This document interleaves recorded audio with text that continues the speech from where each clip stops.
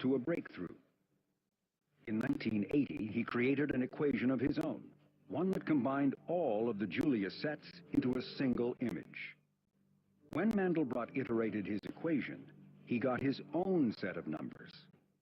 Graphed on a computer, it was a kind of roadmap of all the Julia sets, and quickly became famous as the emblem of fractal geometry.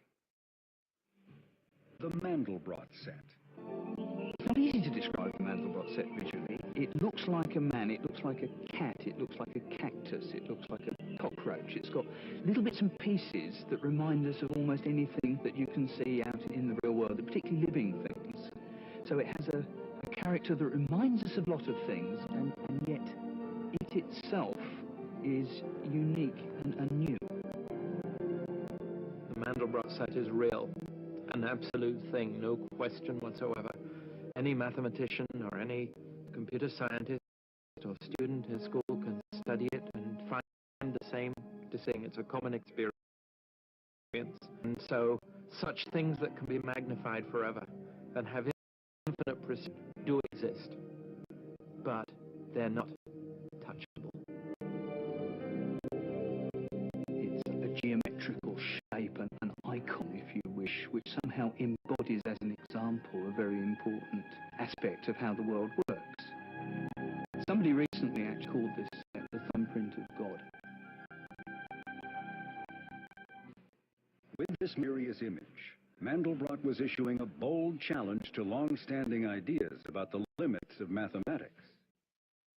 The blinders came off, and people could see forms that were always there, but formerly were invisible. The Mandelbrot set was a great example of what you could do in fractal geometry, just as the archetypical example of classical geometry is the circle.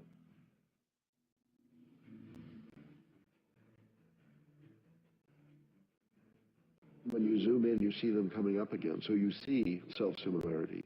You see, by zooming in, you zoom, you're zooming in, and pop. Suddenly, it seems like you're exactly where you were before, but you're not down there as the same. All right, I'm gonna make this kind of quick today.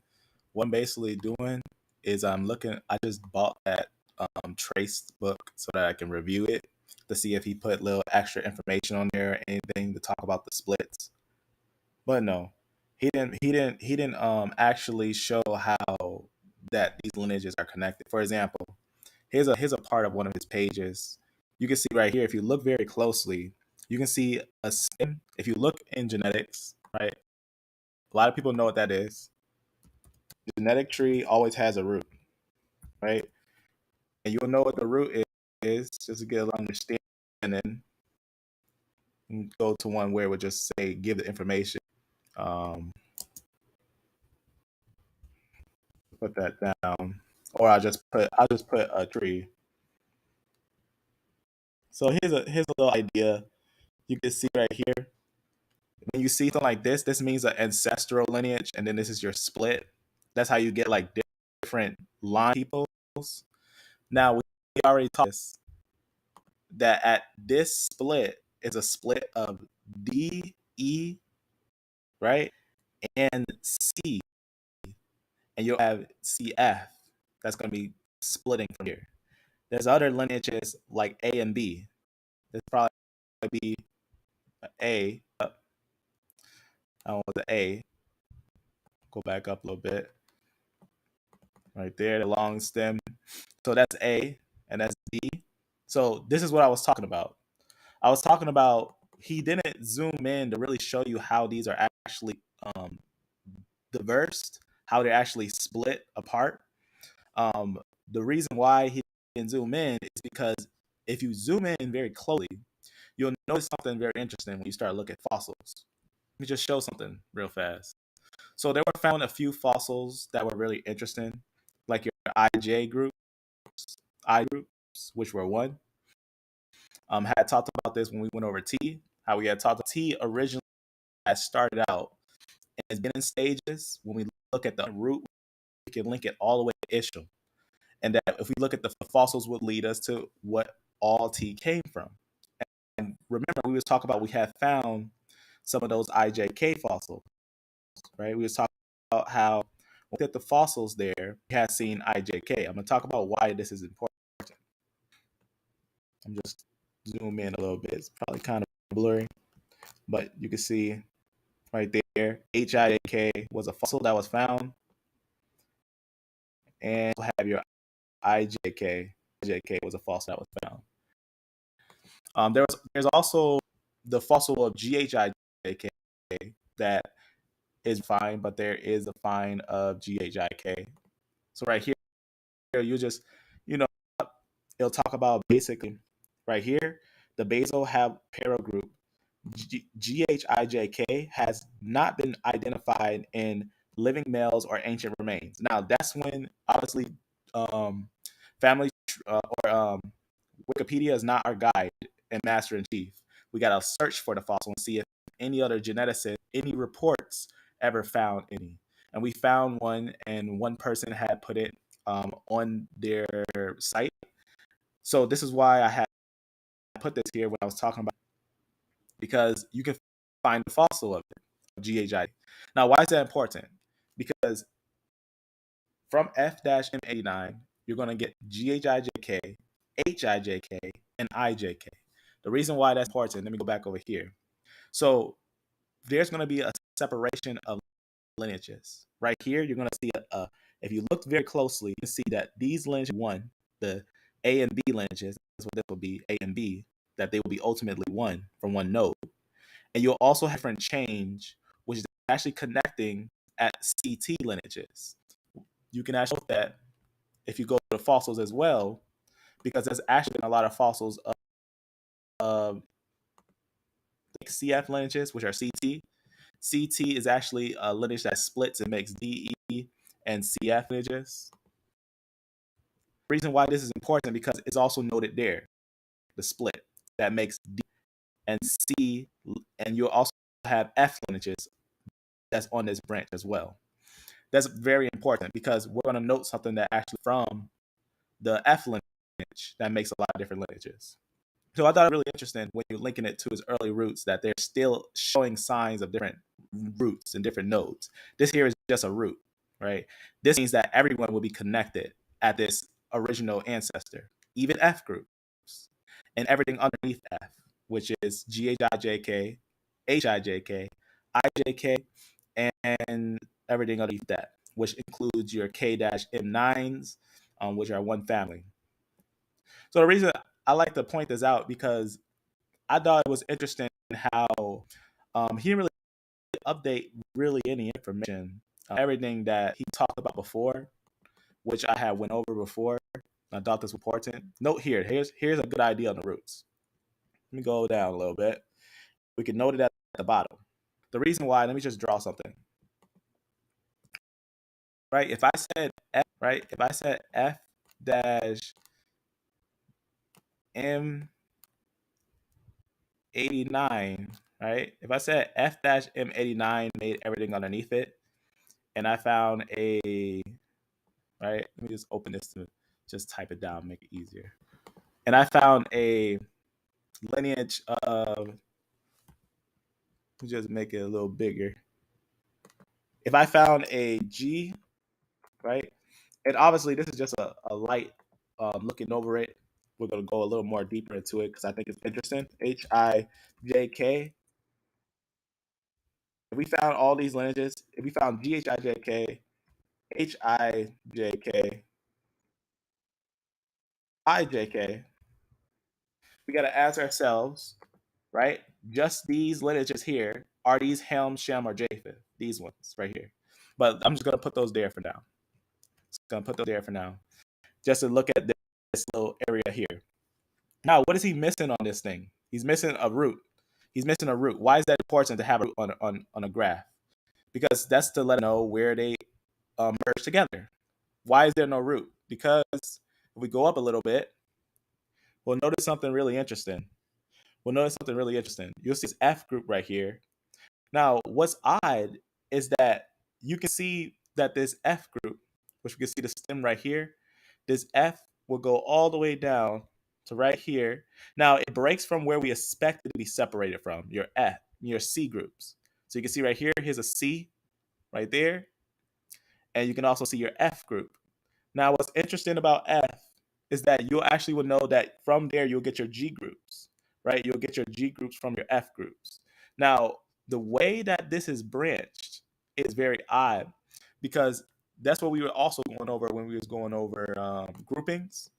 If you look at the F group and you look into the breakdown of F and the mutations of it and everything, even T shows connections being born from F, and that's like one of the later. Well, all those show connections with F, right? If we with the F's earliest lineages, we can find it with its parent lineages and other lineages that split from it, right?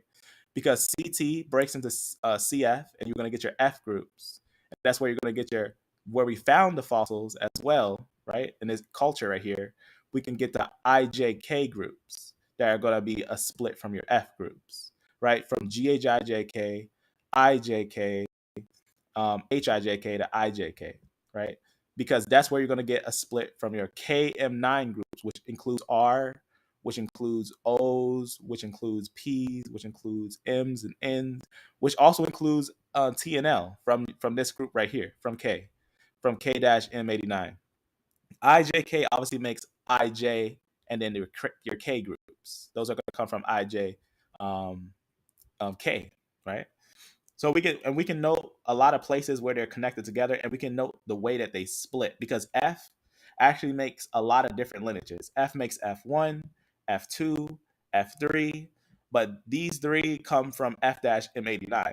Another one that comes from F-M89 is the GHiJK group, which is the group that comes out and basically makes almost pretty much every lineage, almost every lineage, because we can find them in their a place of origin in certain areas, like this Chinese study. Maybe I'll talk about some of these things again later. That P-M45, that's where your R's come from. R actually comes from P, which come from K. So R comes from P from K, and your T is mixed with your L group. T and L are one, but remember IJ, and K are one. So we actually have a place. There's places where we can find the whole family together. We can find these families together, which is actually fairly important. In fact, the study to find the families together is a genetic study on the Gasulians. It tells us that the Gasulians came from the north, and they actually started to merge into the area of the Levant, but they came initially from the north. And you just got to keep following them up and up, up, and they go all the way and merge into the Isham generation. See, I don't outsource with the show what I'm talking about real fast. And I was gonna go some information. I was about done with going over genetics because we got a good understanding of things. But I like how things are evolving, and I like how it's really pointing out the biblical narrative. It gives a little twist to things, a little turn. So it's something that I super fast and just point something. All right, so on the note on the J9, when we went over the roots of JP59, which also Jameson the JP59 to the Hittites, which is interesting. I'm just going to leave this here, but I'll point that out. That I talked about that before. I kept saying it for a long time, that J-P59 from the J267 was more of a Turkish lineage, which, it's just truth.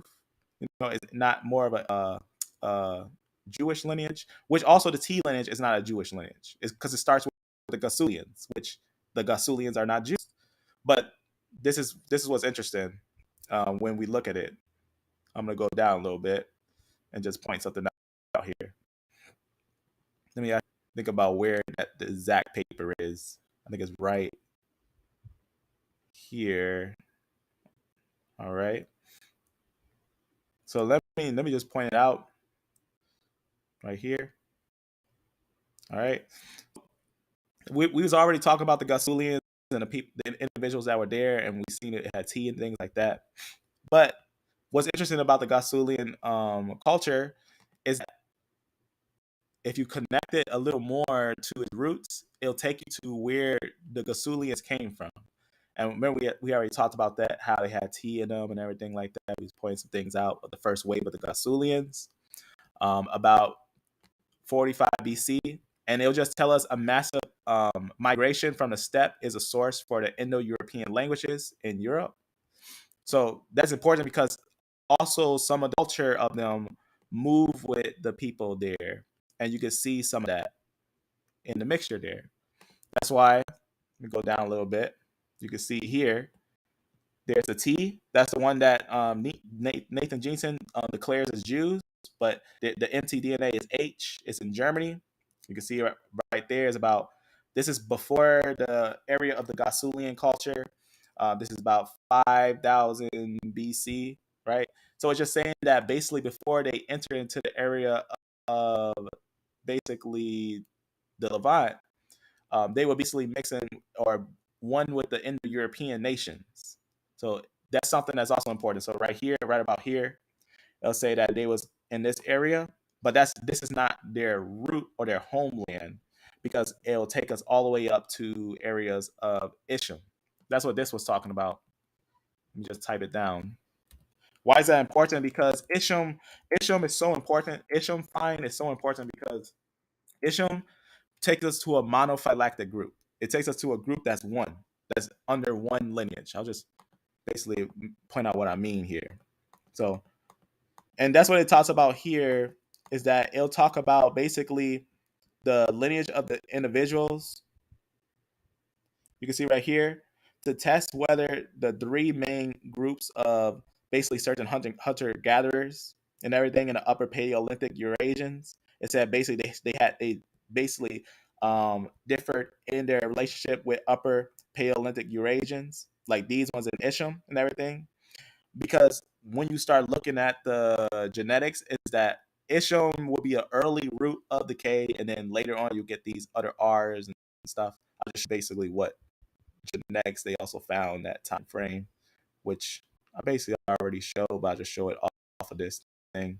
Why is that important? Because when you're following the foundation of things, and that's what makes it interesting too, because a lot of Nathan Jensen's work is not sourcing the actual root fossils, because he doesn't even go over the Natufians, he doesn't go over the Gasulians, he doesn't talk about a lot of the ancient Sumerians, he doesn't talk about much, but you do see him talk about the Hittites, which is interesting. I'm gonna point out. Let me see if I could just point that on here, or I'll just point out the paper again. I'm trying to search for it. Here it is. Basically talks about the haplogroups and whatnot, what was there and whatnot, in some upper areas. That's also interesting too, because Jensen also talks about certain groups that become, what's the word I'm looking for, that become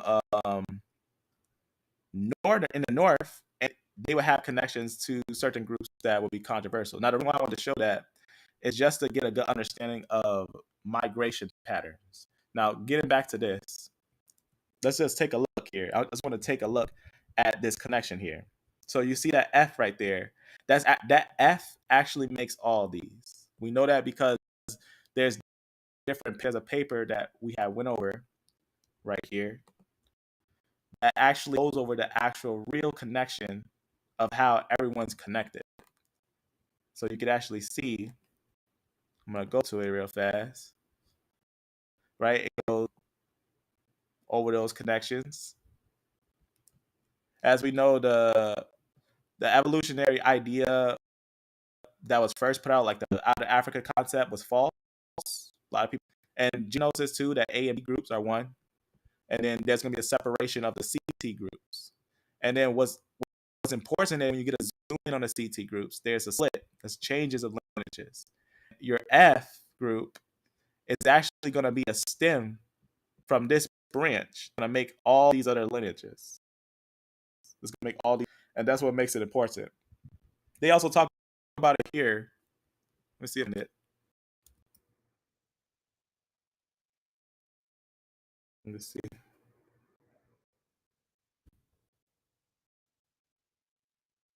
Go up a little bit. This basically talk about it, how they connect it right here. F haplogroups F through R, which includes T. So F through R, because if you go a little over, so it's from CF, and CF is linked, it splits from DE. So CF and CTXDE, rather this CF is the immediate descendant of haplogroup CT, and is the sibling of DE. And under CF, obviously you get your C and your F groups.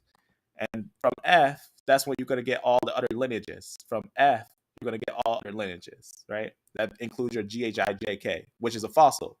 Even if we didn't have F-m89, we have GHiJK, we have HiJK, we have iJK as well. And these are all fossils that were found, and the mutations in these lineages, they're connected in that way to make MNOPQRSLT. And remember, P actually makes R and Q. So underneath P, which probably would say on here right there, underneath P, you'll get your R lineages and you'll get your Q lineages and other lineages and whatnot.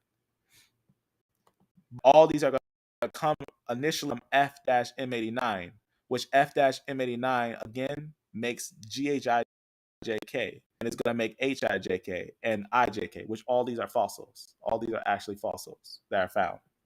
But the mutation rate is also known too. Why is that important? Because that's what's important about F, is that this doesn't actually show the way that it actually is made. Is actually not showing the real roots here. So I was talking about that before, is that if we made it actually mono-phyletic, it would be understanding to what's going here. That this G, this H, remember I said F makes what? G, H, I, J, and K, which all these are under K. All these, as you can see, even he puts it on one node. I was talking about this, how T, R, Q, S, N, M, K, all those are under one node, which this will be that node, that they all will be one. They'll be related. But also I and J is there too. So, but he makes it, he tried to make it a little different, but it's not really different. You can see right here, if you was to connect this and this node would be iJK. So this node would be. This node would be iJK. Why is that important? Show it. So let's say from iJK right here, from iJK, right?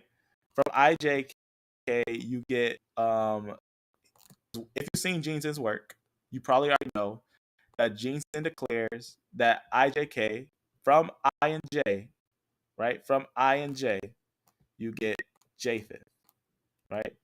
I'm just gonna put Japheth right there, because if I put J, it probably won't make sense. So Japheth, right? From I and J, you're gonna see he concludes that it makes Japheth. And just to show it in his work, let me show that fast. We'll go to the Hittites. So you're going to see the little information on the Hittites. Now, if you don't know, the Hittites were a nation that was basically invaded by the Indo-European lineage that came down. Here's a little idea. By the time of the Persians, haplogroup J was likely already in the Middle East and would have split into J1 and J2. The original J lineage may have been Hittites, who would have risen to the Arabian Peninsula and Iran. Now, even if you got to understand, who are the Hittites? Are they Shemites? Are they Hamites? Are they Japhanites? They got a mixture of Indo-European languages, and they are going to be known as being a lineage that was conquered by Japheth.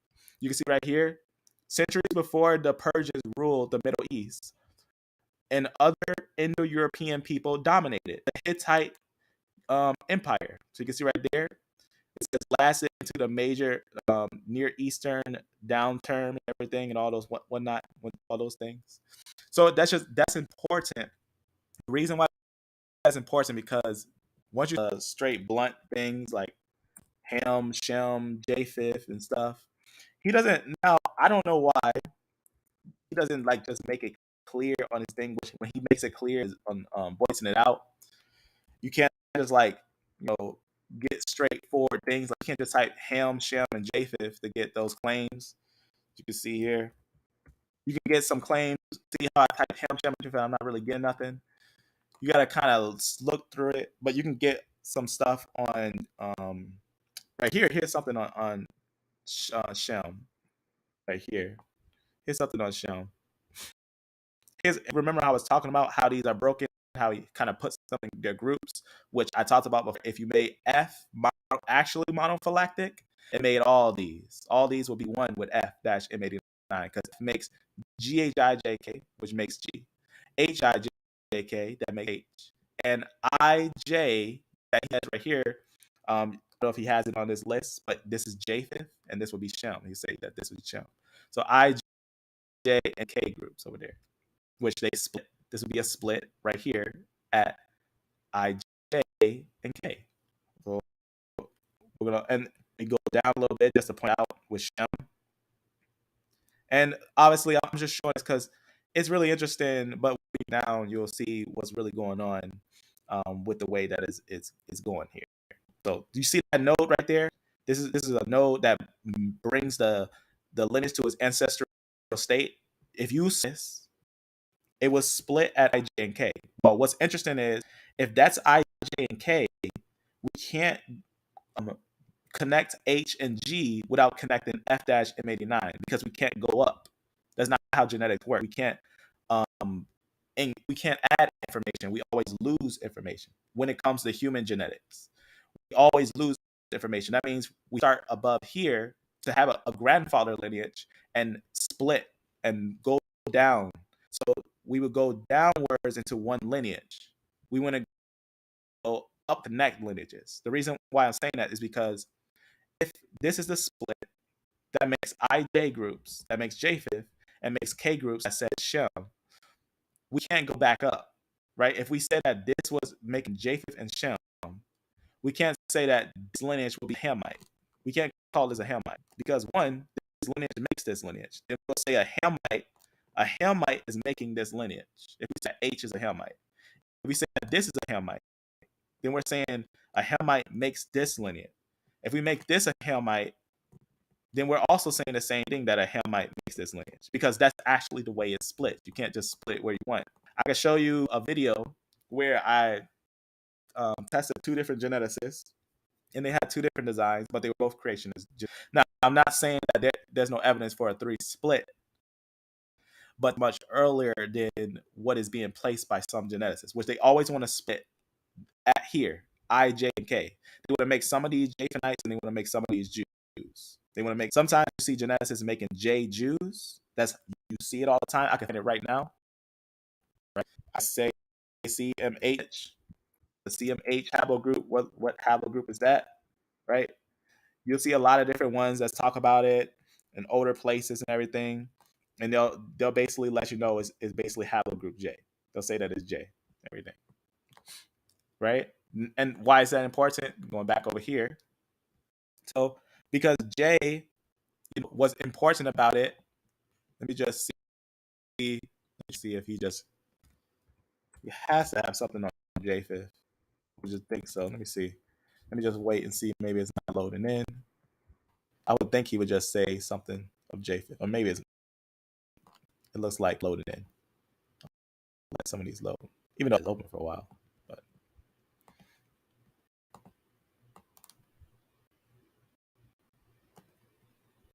all right, let's type it again. And here it is. All right, it just had to load. So now let's get to some blunt answers. Here it is.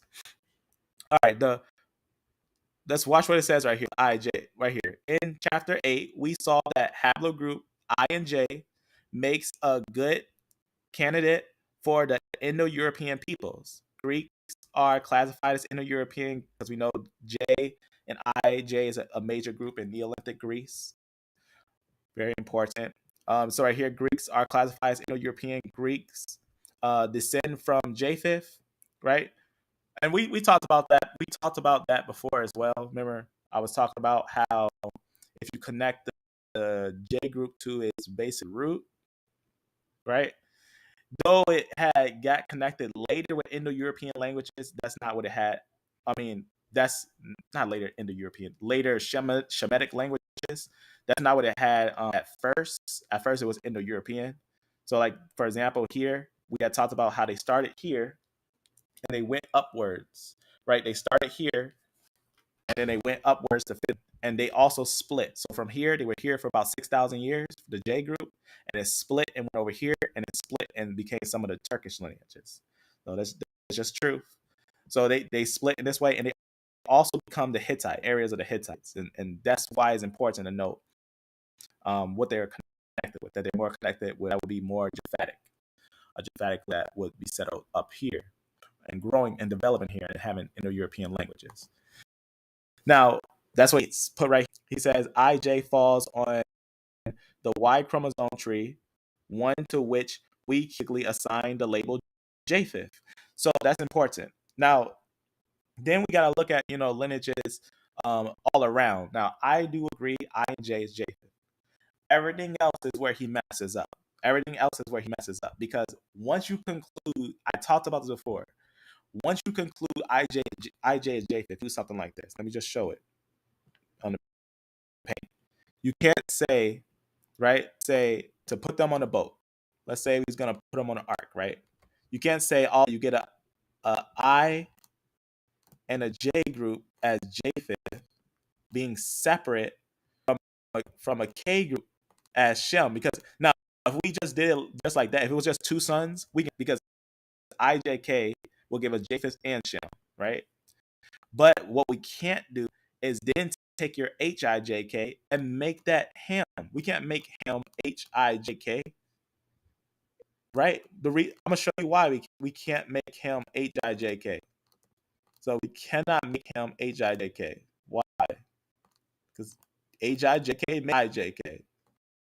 So it would make no sense, because that would say a Hamite would make both of those lineages. Because he concludes right off here. He concludes. Let me see. Not just connecting the A and B groups, but let's see where is it H on here. Let me go down a little bit. This is where he messes up at H, and let me just type on Ham. Should be able to find it, no problem. He connects the Hamitic group as H, and just gotta find it first so that I can point it out. Here it is. Right? Watch what he talks about the Hamitic tree right here.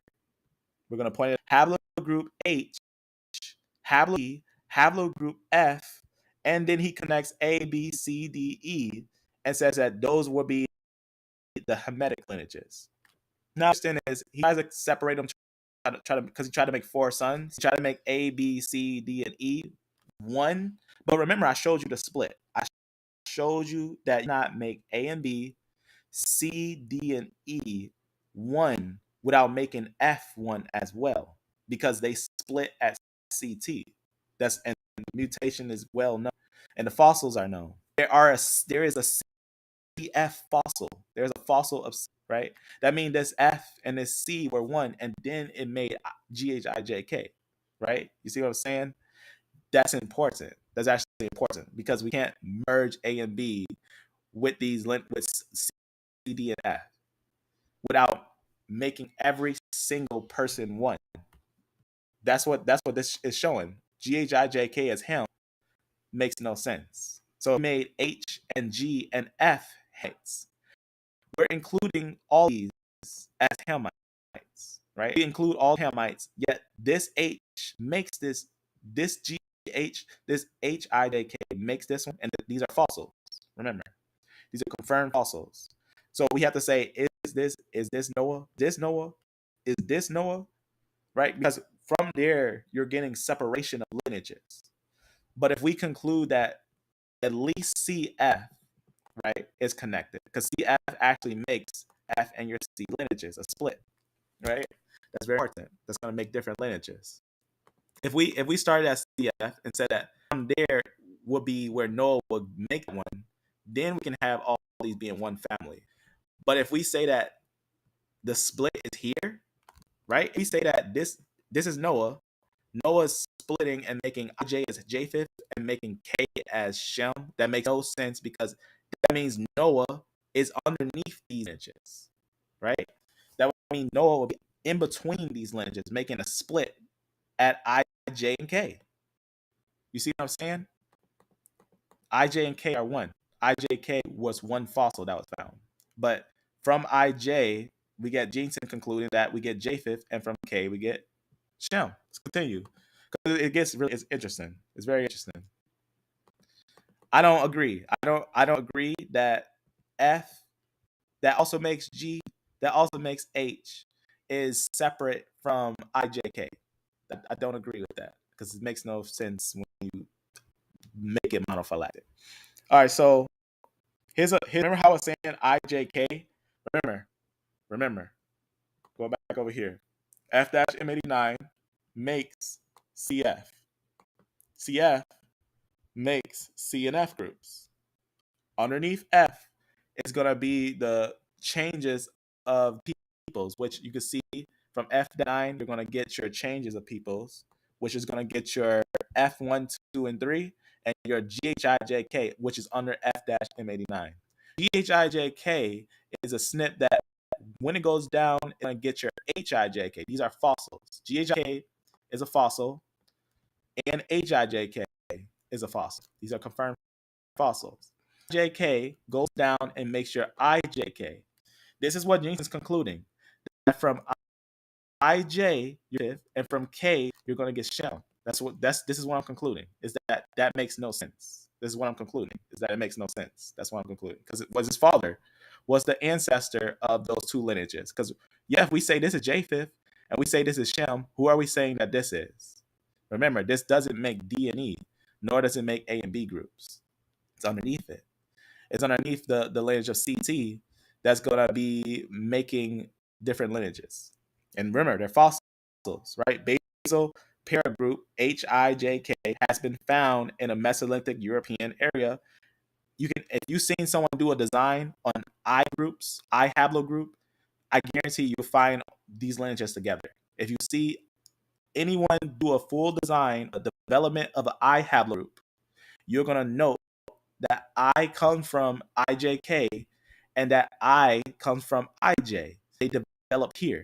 That's important. That's why Jensen says they're Greeks, because they do develop there. Upper Paleolithic, you also got your iJK in the Upper Paleolithic, right? Who is that, right? Who is iJK, Hem, or Japheth, or Shem, right? It can't be Hem, but iJK, is that Japheth or is that Shem? What I'm concluding is that this has to be one person's. If this is Japheth, then everything underneath it is Japheth. If this is Shem, everything underneath it is Shem. But since he concludes that IJ is Japheth, that makes IJ all Japheth. That's what I'm concluding. Is that the split is that A and B, which is one lineage, D and E, which only the D and E has that YAP lineage, have your split as C and F lineage. Under F, you're going to get all these other lineages, GA, HiJK, and iJK, which are. But continuing on and looking at this, you can see what he says about Shem. On Shem's side of E, you're going to see 16 mutations associated with the beginning from the split at TL, which come from K-M89, and your NOK, which remember T comes from K. So it's actually K, then your TL, then your N, M, O, and then your S. And then underneath P, which I don't know why he doesn't have P here. Underneath P, which you can see here, is going to be your R's and your Q's. So it's underneath K.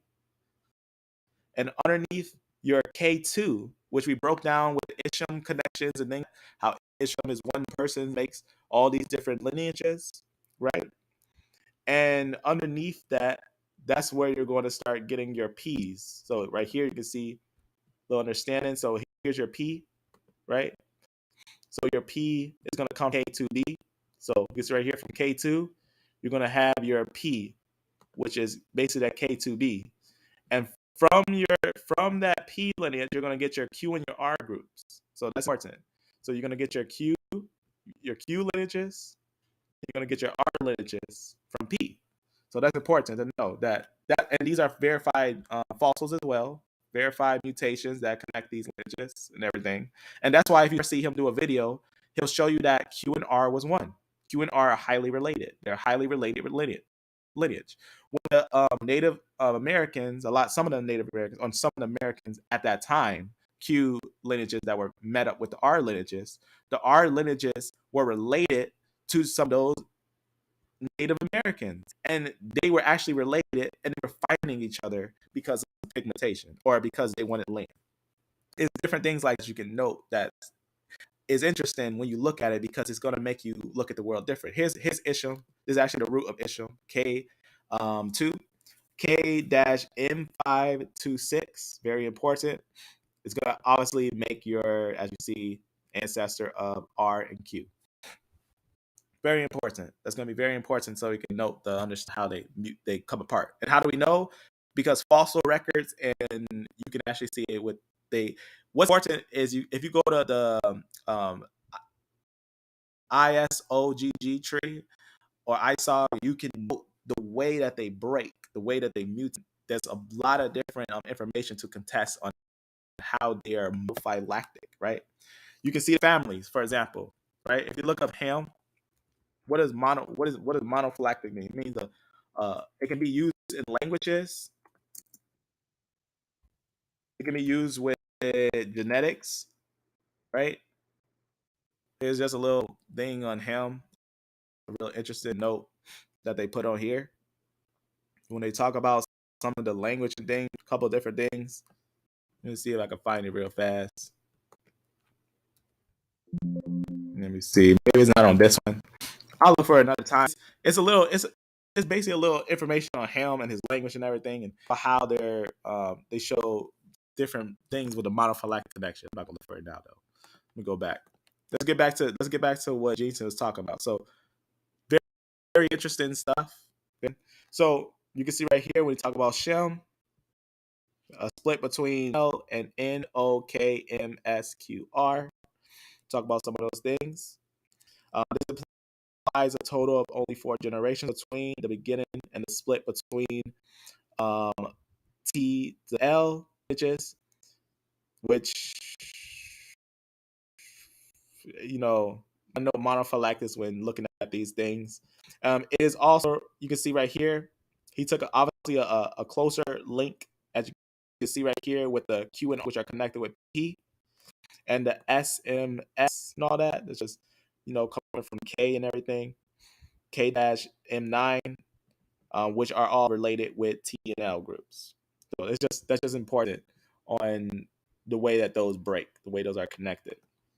But he never know, basically, because he doesn't really talk about K-M9, which would be very important, which would bring these all together as one. That would also bring light to where K-M9 came from, right? Why am I saying that with M9? If you have any questions, let me know, as I'm just doing this for the sake of information, a big look at this. It's fine. Yep, amen. It's lagging. I got you. 1 second.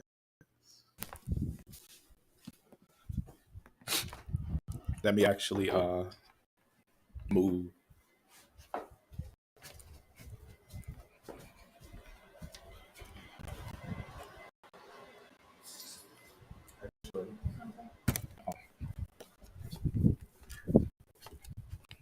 All right.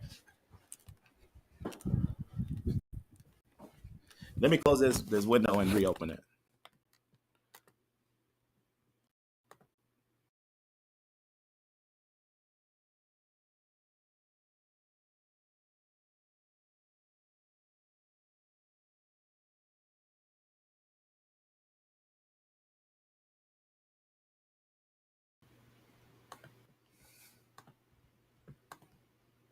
All right. Sorry for the lag. I'll probably have to do this again, but I guess this will just be a quick summary of all these things. So, if you see an unrooted chart, you'll get the understanding of what they're doing here. But you got to note the actual splits, is that what I'm concluding is that he doesn't actually go over the splits in his note, which I went over just to see if we can get a little split. I'm gonna go back to a tree on here. It's gonna go down. So I think it's important that Nathan Jensen takes a look at the Natufian culture to the Gasulian culture a little more closely. I think that will give some insight to some things, because even he concludes that E1B1B are the Arabs. You know why that's important? Because that's what I was saying for a long time, is that the Arabian lineage is E1B1B.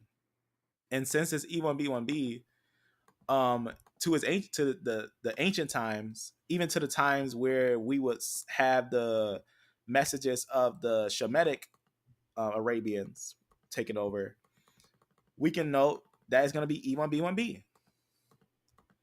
So you can see right here, you can see where he's talking about E1B1B. I don't know, one time he said E1B1B are the, I think it said the Romans or something like that. Genetics seem to reflect this history. The first branch splits in E1B1B. So you can see right here where it's talking about some of these conquests from Central Asia down through the Middle East are the reason Afro-Asiatic languages don't reach as far as the Arab Muslim empires did. Well, I think he needs to look a little more into the Natufian culture on the spread of the Afro-Asiatic languages and things of that sort, and the Akkadian culture, which has Akkadian is Afro-Asiatic. So I think he has to look into the Akkadian culture, which he doesn't go over the Akkadians, or it's so much.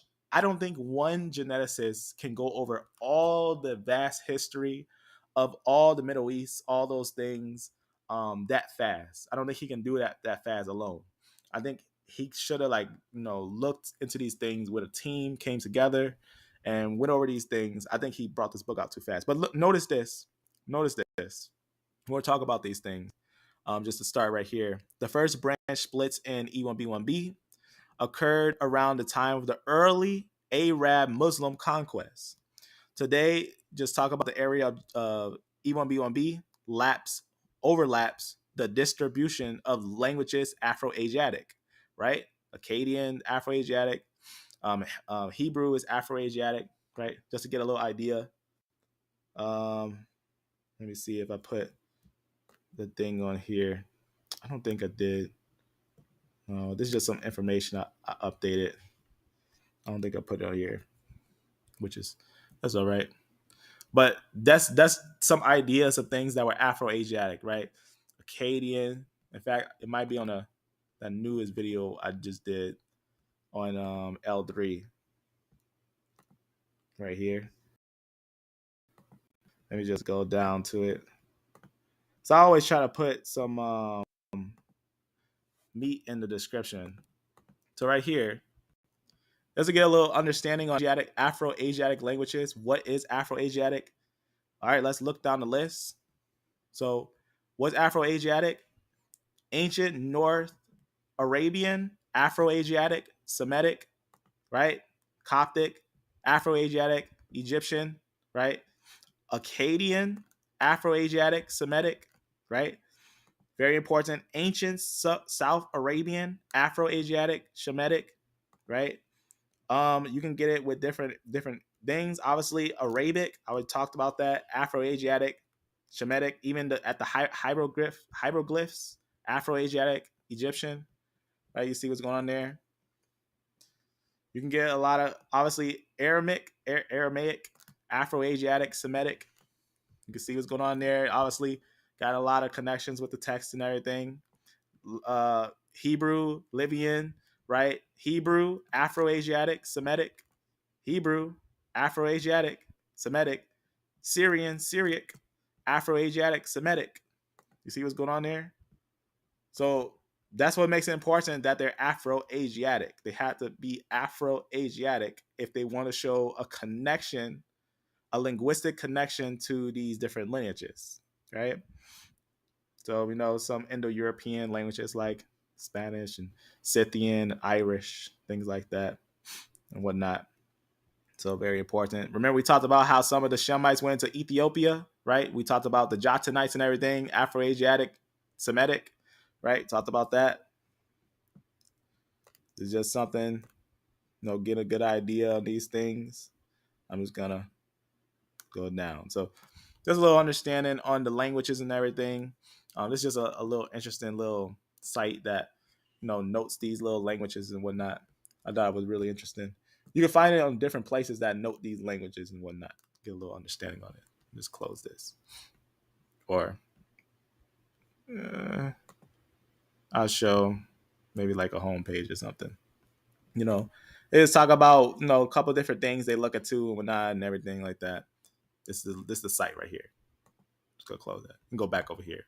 So again, obviously Arabic Muslims, Afro-Asiatic spread by Arabic Muslims, conquest, haplogroup E1B1B is heavy in South Africa, where Arab Muslims reign. Very important. Reign, obviously. You also can see when we talk about where they go against the Turks, he talks about that too. The J group basically fight and whatnot, and just talks about all these things. Then it just talks about how E1B1B is connected to a lot of these lineages. It says, but where Arab Muslims never conquered India, China, E1B1B is absent. So it lets you know even the limitations of the historical movements, that it matches perfectly. So we was talking about that E1B1B would have connection to Shemites. In other words, it appears that E1B1B was the lineage of the early Arabs. So if E1B was the early Arabs, who are related to the Arabs? What lineage, what genetic lineage is related to the Arabs, right? If I tell you that Ishmael was an Arab and his father was whom, and his sons were also whom else, right? If they have the same Y chromosome, which is from the father, then if they are the early Akkadians, the early Arabs, the connection to the early Hebrew language, the connection to all these things, then we have to admit the truth that Y chromosome is going to have connections to not just Hamites, but actually connected them by history, and not just taken just because actually, if you look at this book carefully, a lot of times he doesn't go over the Akkadians. He doesn't go over the movements of the earliest Semitic groups. He just goes over, I'll point it out, that he goes over the time frame of when they go into Africa. And they always call it the Bantu expansion, which only happened no longer than you would say about 3,000, 4,000 years ago, which is about 2000 BC, which is when Abraham went into Africa. Abraham moved into areas of Egypt as well, and he wasn't alone. That's the thing about Abraham. When you read the story of the Bible, Abraham was not alone. He had multiple servants and multiple people with him. That's important. And he was moving with Lot as well. So that's important as well, which are related. All these are related. And remember, Jotanites were moving before he was moving, and Eberites were moving before he was moving, which are also in history, moving into Africa. Right? And that's what makes it important to know about Punt, the area of Punt. But again, this is just important because the movement of E1B1B as Arabian, giving us a good understanding on the first Arabian lineages, and Africa has to be looked into a little more closer. That Africa has connection with Shemites, and that's why that Afro-Asiatic language family is moving in the midst of the Middle East and other areas. But here you can see a little bit on E1B1A. Talks about E1B1A. It just talks about some movements and everything right here. Today, Africans speak more than basically many different languages, 2,000 different languages and everything. And just talk about the language and everything. Let's talk about here. A Y chromosome haplogroup. And let me know if it's lagging at all, because it might still be, I don't know. It might still be. But you can see right here. Let me see where we was at. Right here. Up here. Right here. The Y chromosome haplogroup E1B1A does as well. The geographic correlation between Niger-Congo languages and E1B1A is strong. Now you got to look into the root of Niger-Congo languages. You got to find out what they're connected with. When you're connecting the Bantu languages, right? Bantu means people, right? Bantu is not actually a group. It's a people that migrated down into the south. And we can talk about that with different geneticists that talk about that the E group, and you can look it up. BMAC culture, before you get these Bantu, before you get E1B1A, you got to look, and that's why even Dr. Nathan Jensen showed it with the ancient Q groups and the ancient C groups. Even though today a lot of people say that they've been in America longer than anyone been in America, Jensen just did a video showing that they only got there in about ADs, not even BC time frame. That there's older lineages in BC time frame. But I can show you E1B1A in the Americas before the Q and the C group. I can show you that lineage in that area before you get a Q and before you get a C group. Just to show it real fast. I already went over it, but I might as well show it real fast while we're live. Before you get E1B1A in Africa, because I was talking about how Eber over to Spain, basically from Spain went over. That's why if you see some of the writings where they talk about Eber and Peleg, and they talk about the world split and divided at that time. The world split and divided at that time. Also knowing some other stuff. Let me think about where that's at. Oh, the J versus E paper. Let me see where I put that, so I can go over it real fast. Just to point it out, just for the sake of truth, right here. So remember, and Jensen can't prove that Africans that's coming out are basically very rare fossils, but it's showing us the ancient roots of peoples.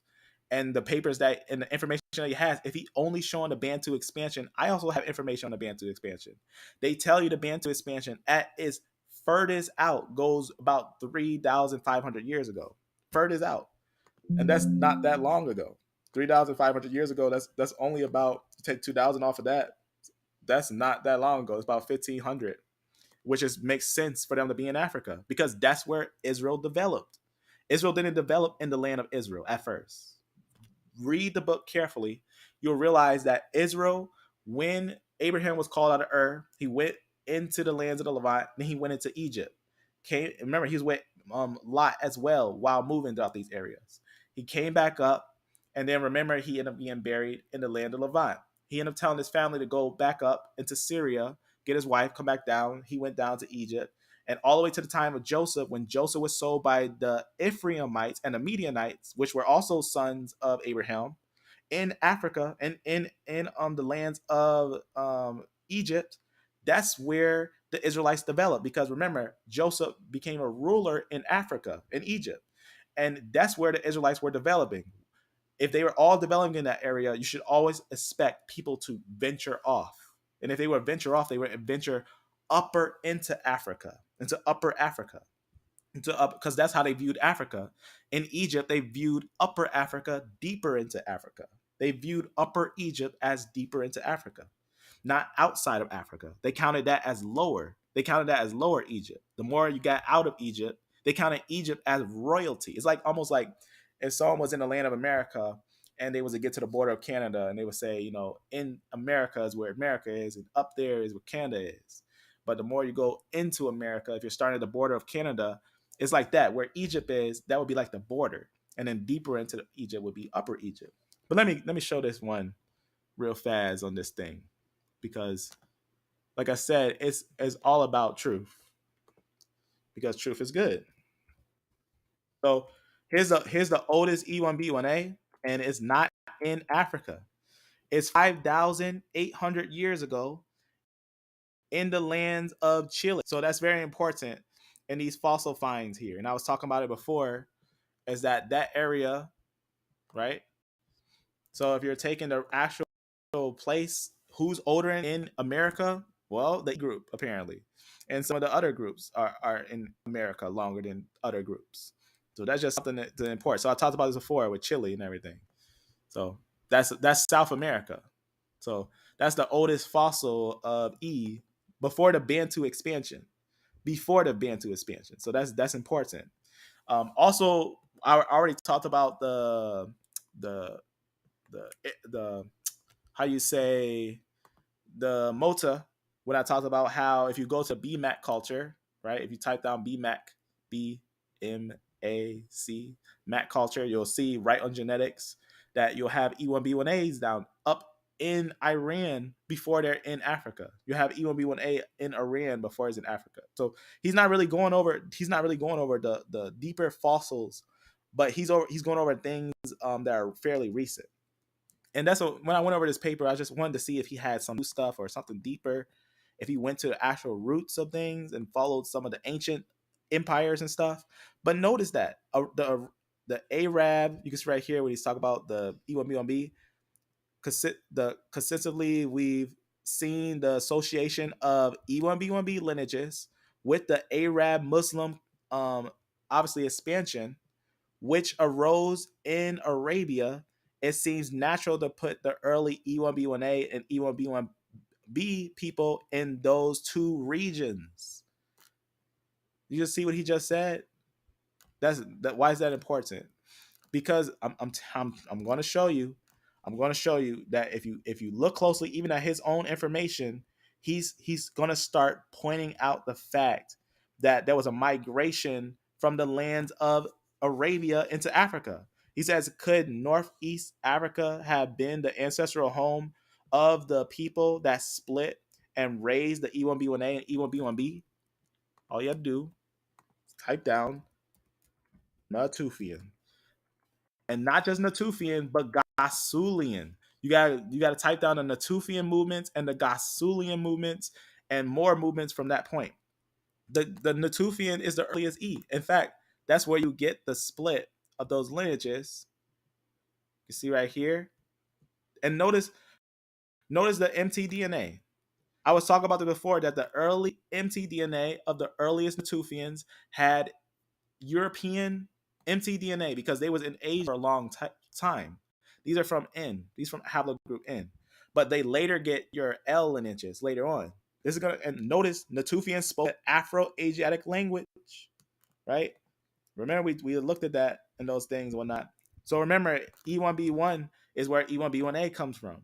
So before you start to get your other lineages, you gotta note its homeland. But if you want to find out E1B1A's more homeland is a little above in the BMAC culture, right? I'm not gonna go to it besides this, right? As always, Wiki always has sources and things like that. And I'm just showing this because, I think the biblical narrative is interesting, and I think we could find Ham, Shem, and Japhet, but we gotta look careful. So BMAC culture, you can see right here in the area right here, a little above Iran. This is where E1B1A comes from. This culture is actually where E1B1A comes from. I don't know if it has it on here. Maybe it does, maybe it doesn't. Or I'll just point it out. Yep, right there. So you can see a paper 2018. You can see right here. And remember, if you don't know, this paper, a lot of these papers, you got to find them. You got to search and find them. But what's nice about some places like Wikipedia and stuff like that, they combine the information together. But obviously there's more. There's more information. But right there, E1B1A was found in this culture, right? And you can see the time frame. Note the time frame of this culture. So it's also a very early culture. And if you throw an extra 2,000 on that, that's about 4,000 years ago. That's about 4,000 years ago. It's a long time ago in this land. He never talks about that, but he does connect E1B1B with E1B1A, which I already pointed out, E1B1A and E1B1B was in the north. But you'll see he even goes over that, right? Which he says right here, which arose in Arabia, it seems natural to put early E1B1A and E1B1B people in those two regions. The shortest distance between 2 points is a straight line. The line connects Arabia and West Africa, resides mostly in Africa, not Asia, right? See what's going on there? Could Northeast Africa have been the ancestral home of people that split and gave rise to E1B1A and E1B1B? Migrations from Northeast Africa and West Africa is just, and that's what's important, because do they start in Africa or do they start outside of Africa? Note the female lineages. You gotta note the female lineages because that's gonna give you the biggest key for who they are and where they came from, right? When did they get the L lineage? Because the L lineage is what you see in the E nowadays, right? For example, if you type down L3, which we went over. You type down L3 mtDNA, right? L3 mtDNA, and you just go to Wiki, right? They'll show you something about 4,000, 5,000 years ago, which would be about 2000 BC, right?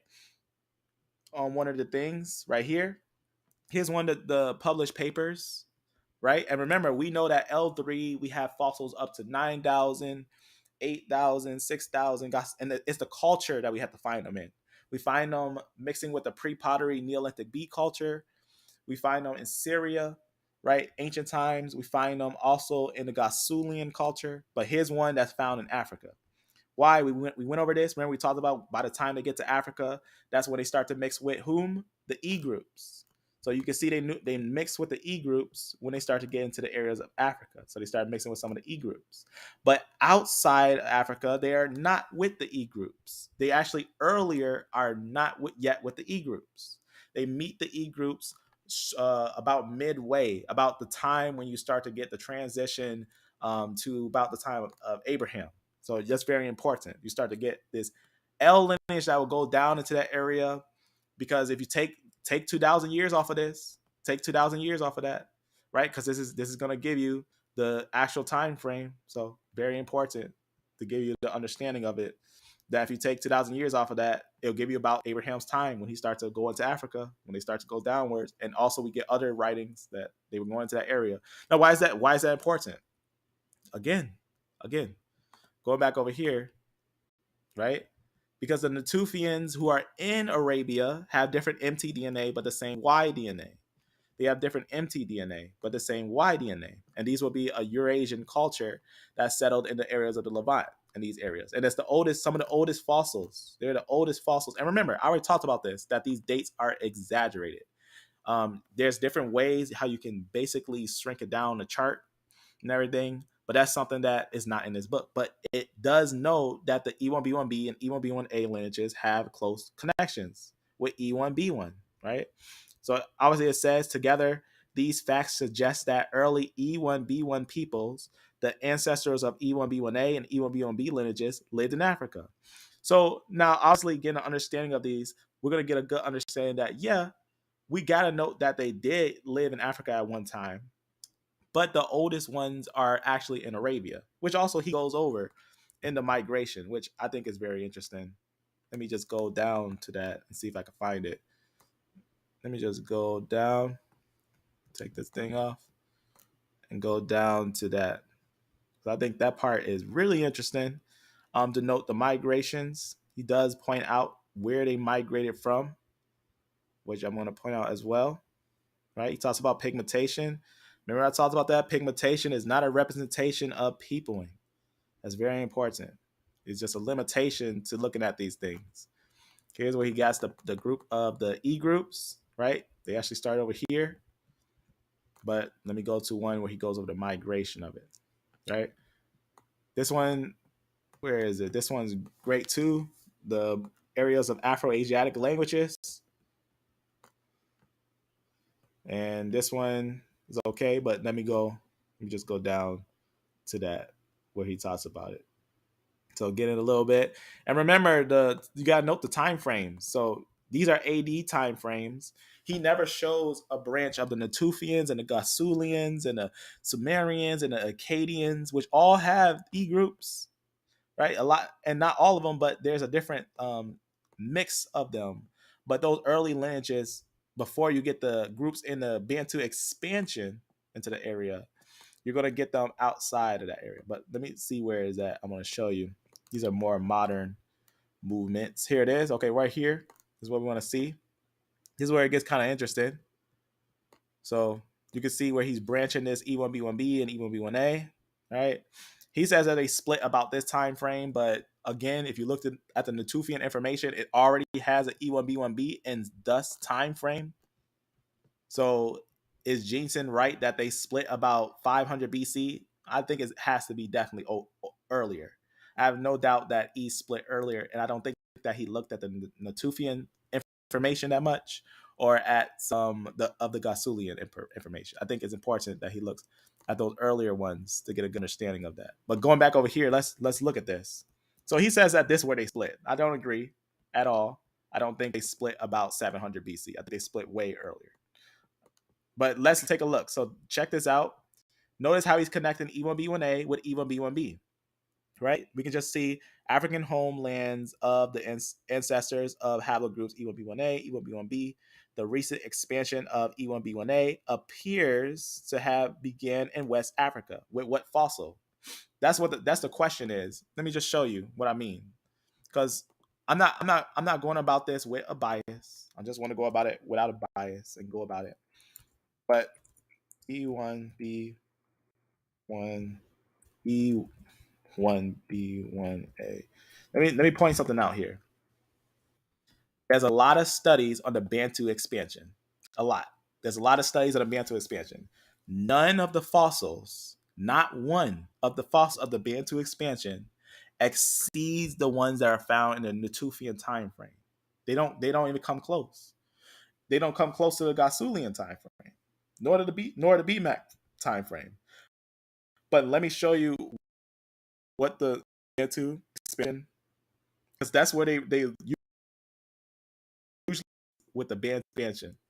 I had to buy some info from a genetic site to get the information of the root of the Bantu expansion, and that's what I have over here. Let me just talk about it real fast, as I think it's kind of interesting. So this is going to be it right here. Going to talk about the Bantu expansion. The reason why it's interesting is because they know that the E group wasn't native to Africa, yet it came into Africa and dominated Africa. That's what the study of the Bantu expansion was. That the A and B groups were replaced by some of the E groups that came down. You can find out information on different areas. So right here it just talks about basically just talk about some information on the Bantu expansion, pretty much. So this is what it is. I'm just gonna read some things from it, because here you gotta buy it and whatnot and purchase it. But I already got it. Let me go over here. So I'm gonna go down and just talk about a few highlights from it. Interesting. I'm just gonna click it real fast. And I'm gonna point out another highlight from another note.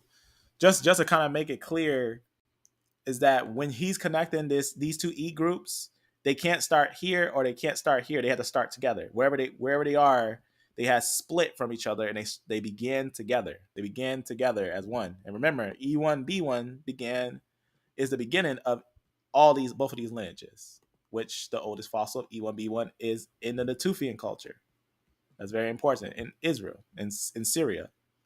That's why some of the Israelites or some of the E groups are Syrians, Israelites, and the like around that area, Akkadians and whatnot. But let me see if this thing opens up real fast right here. All right.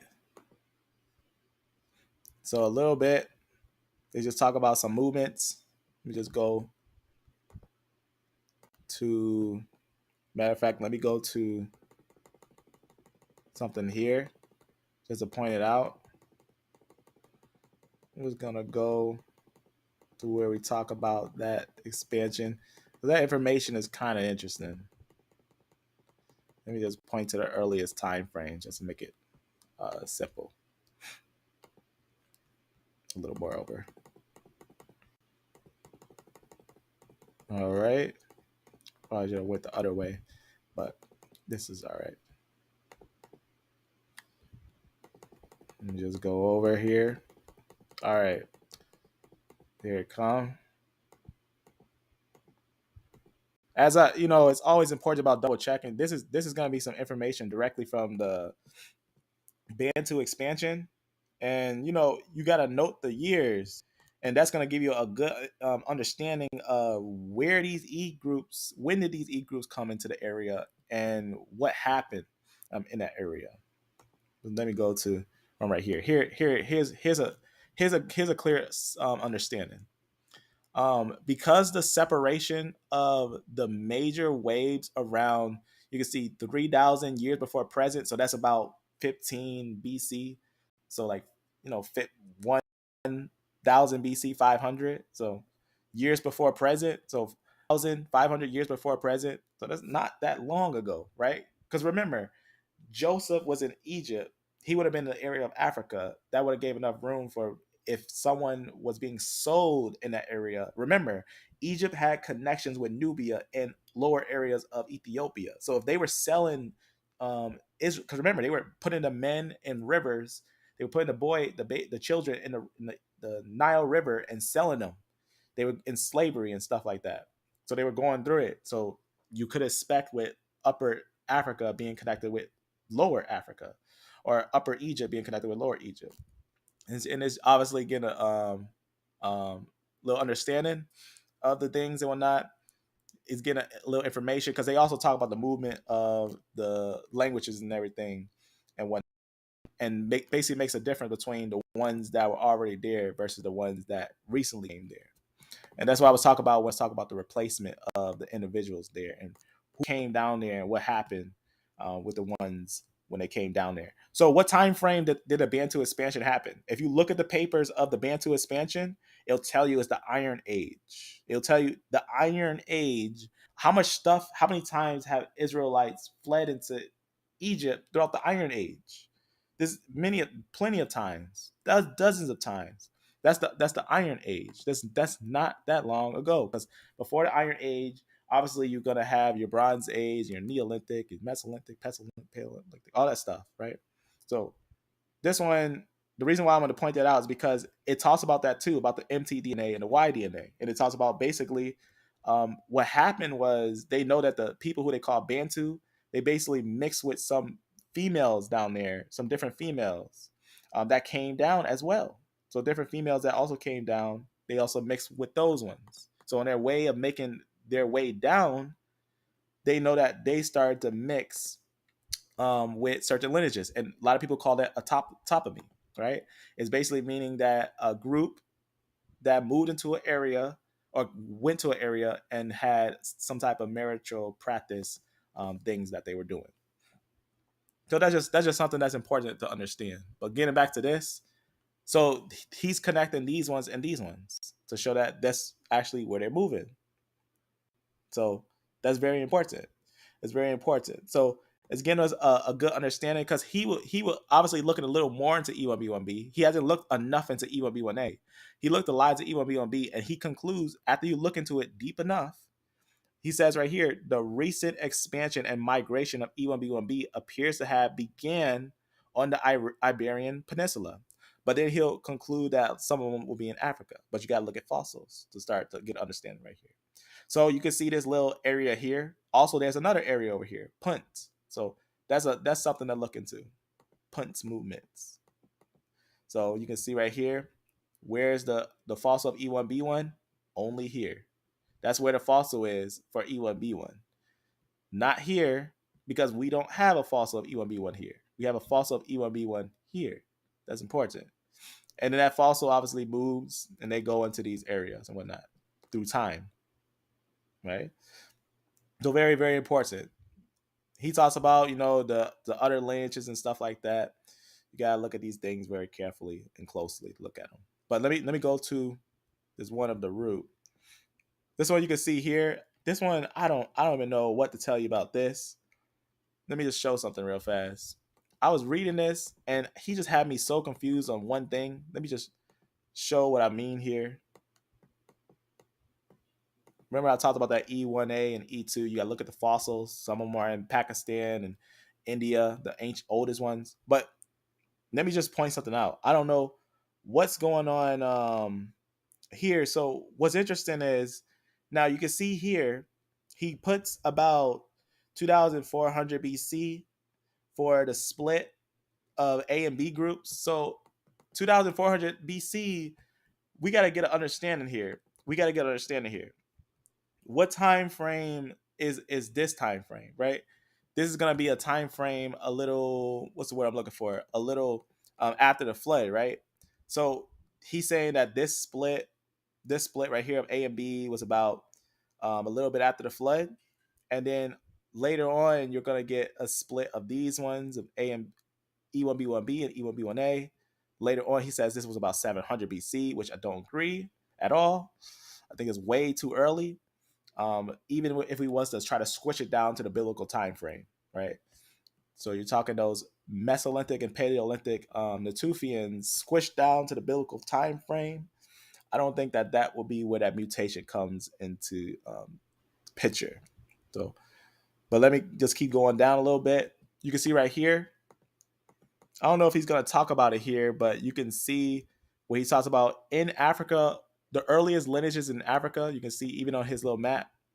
You can see right here, genetic history of Africa, genetic splits and migrations. So E is different than A. We know that the A and B lineage went into Africa earlier. So A and B lineages were ruling in Africa earlier. And then you'll start to see, remember, E was in where? Egypt.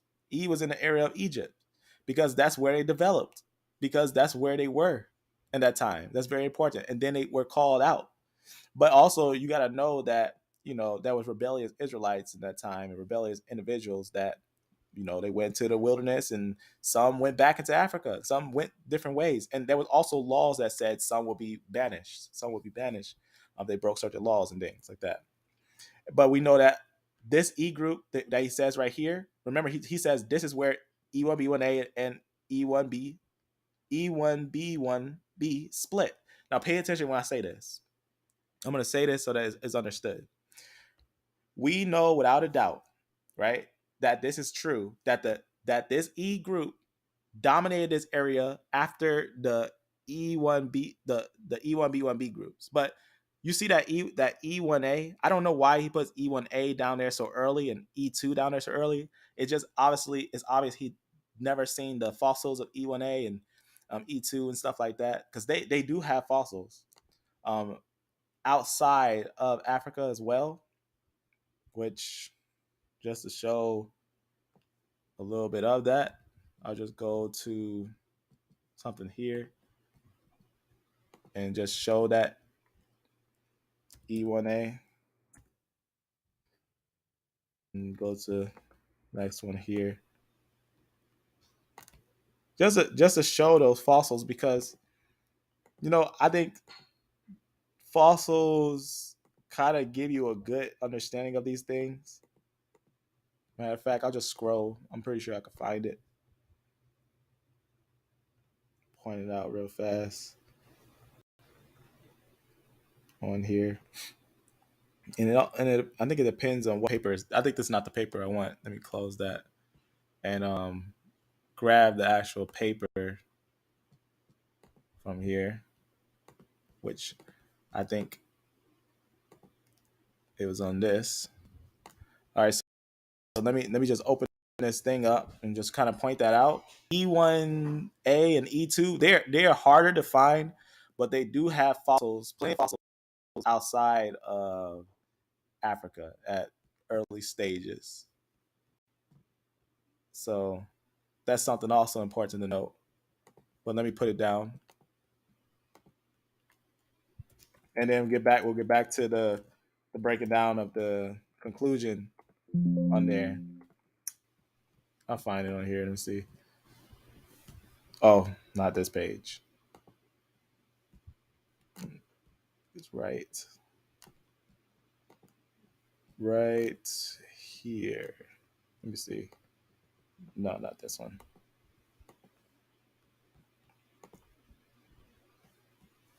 Just looking to see which one it is. I think it's the first one.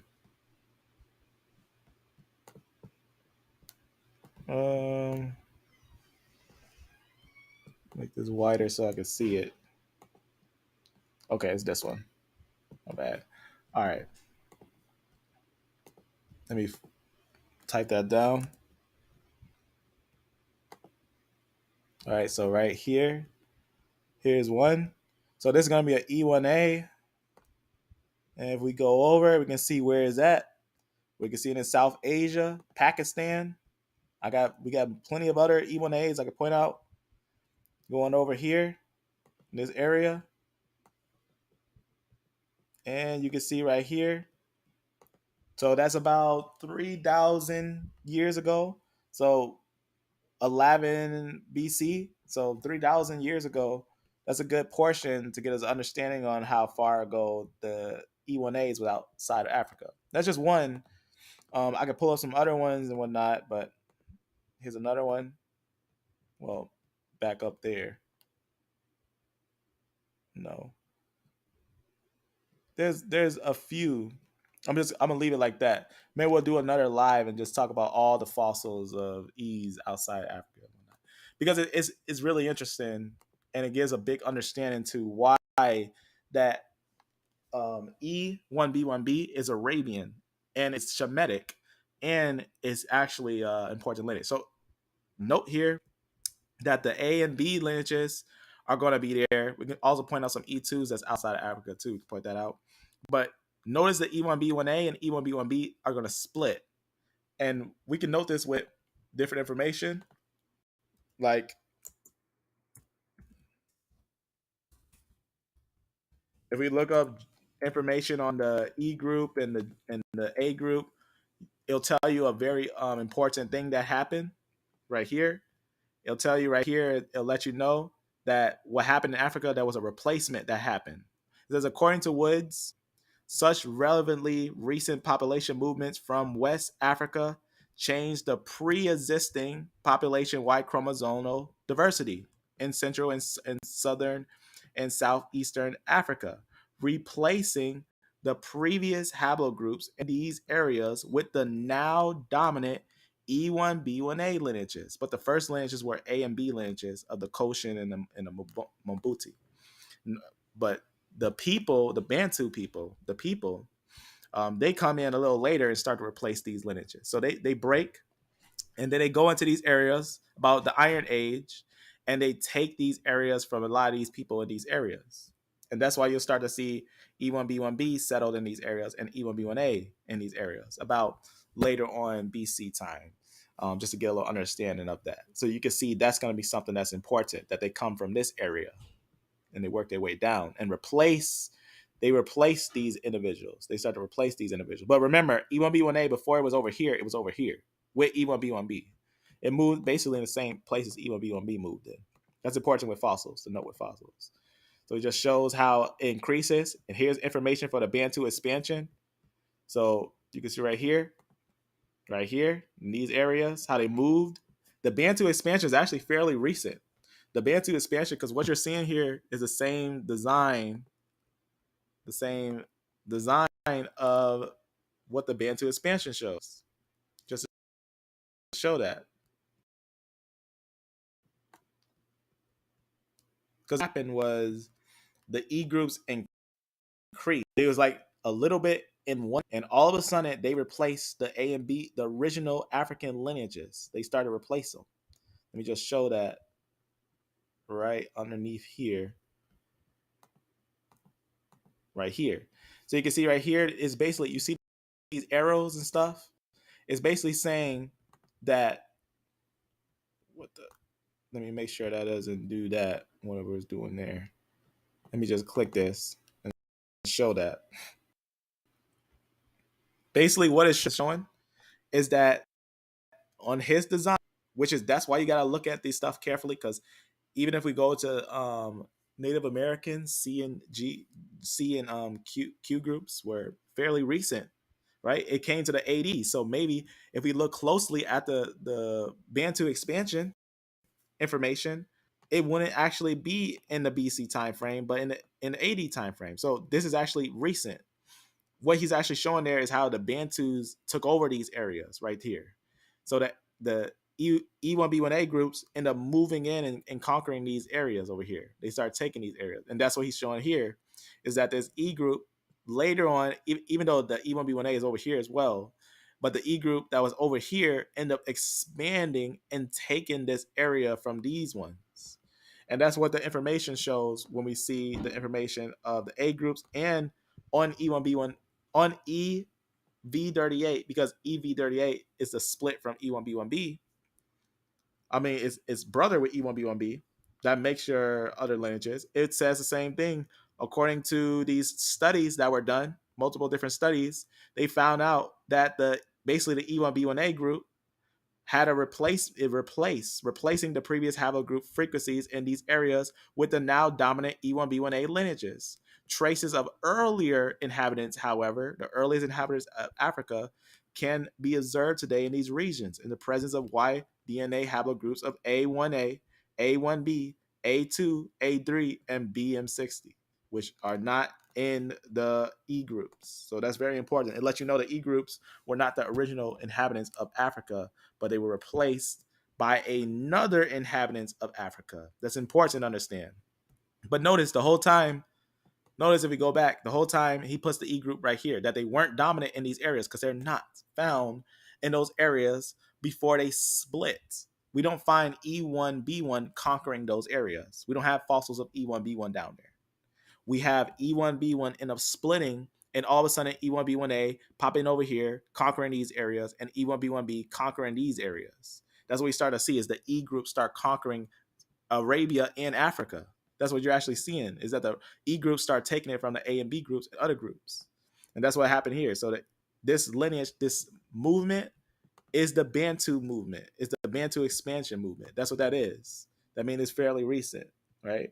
Even on the academic papers, it'll let you know the Bantu expansion was in the Iron Age. But in this paper, he's saying that it's about AD. So that's the movement of the Bantu expansion, what he's showing there, the replacement policy that happened there. So you can see right here, obviously connected to Nile. These are biblical locations, right? Obviously this little area being connected with these, right? Probably have movements with the Sabaeans. Talked about them before, the Sabaeans, the people who were emerged of the Cushites and the Shemites. So that was something that's important. But let me go down a little more to things. So that's just a really interesting thing.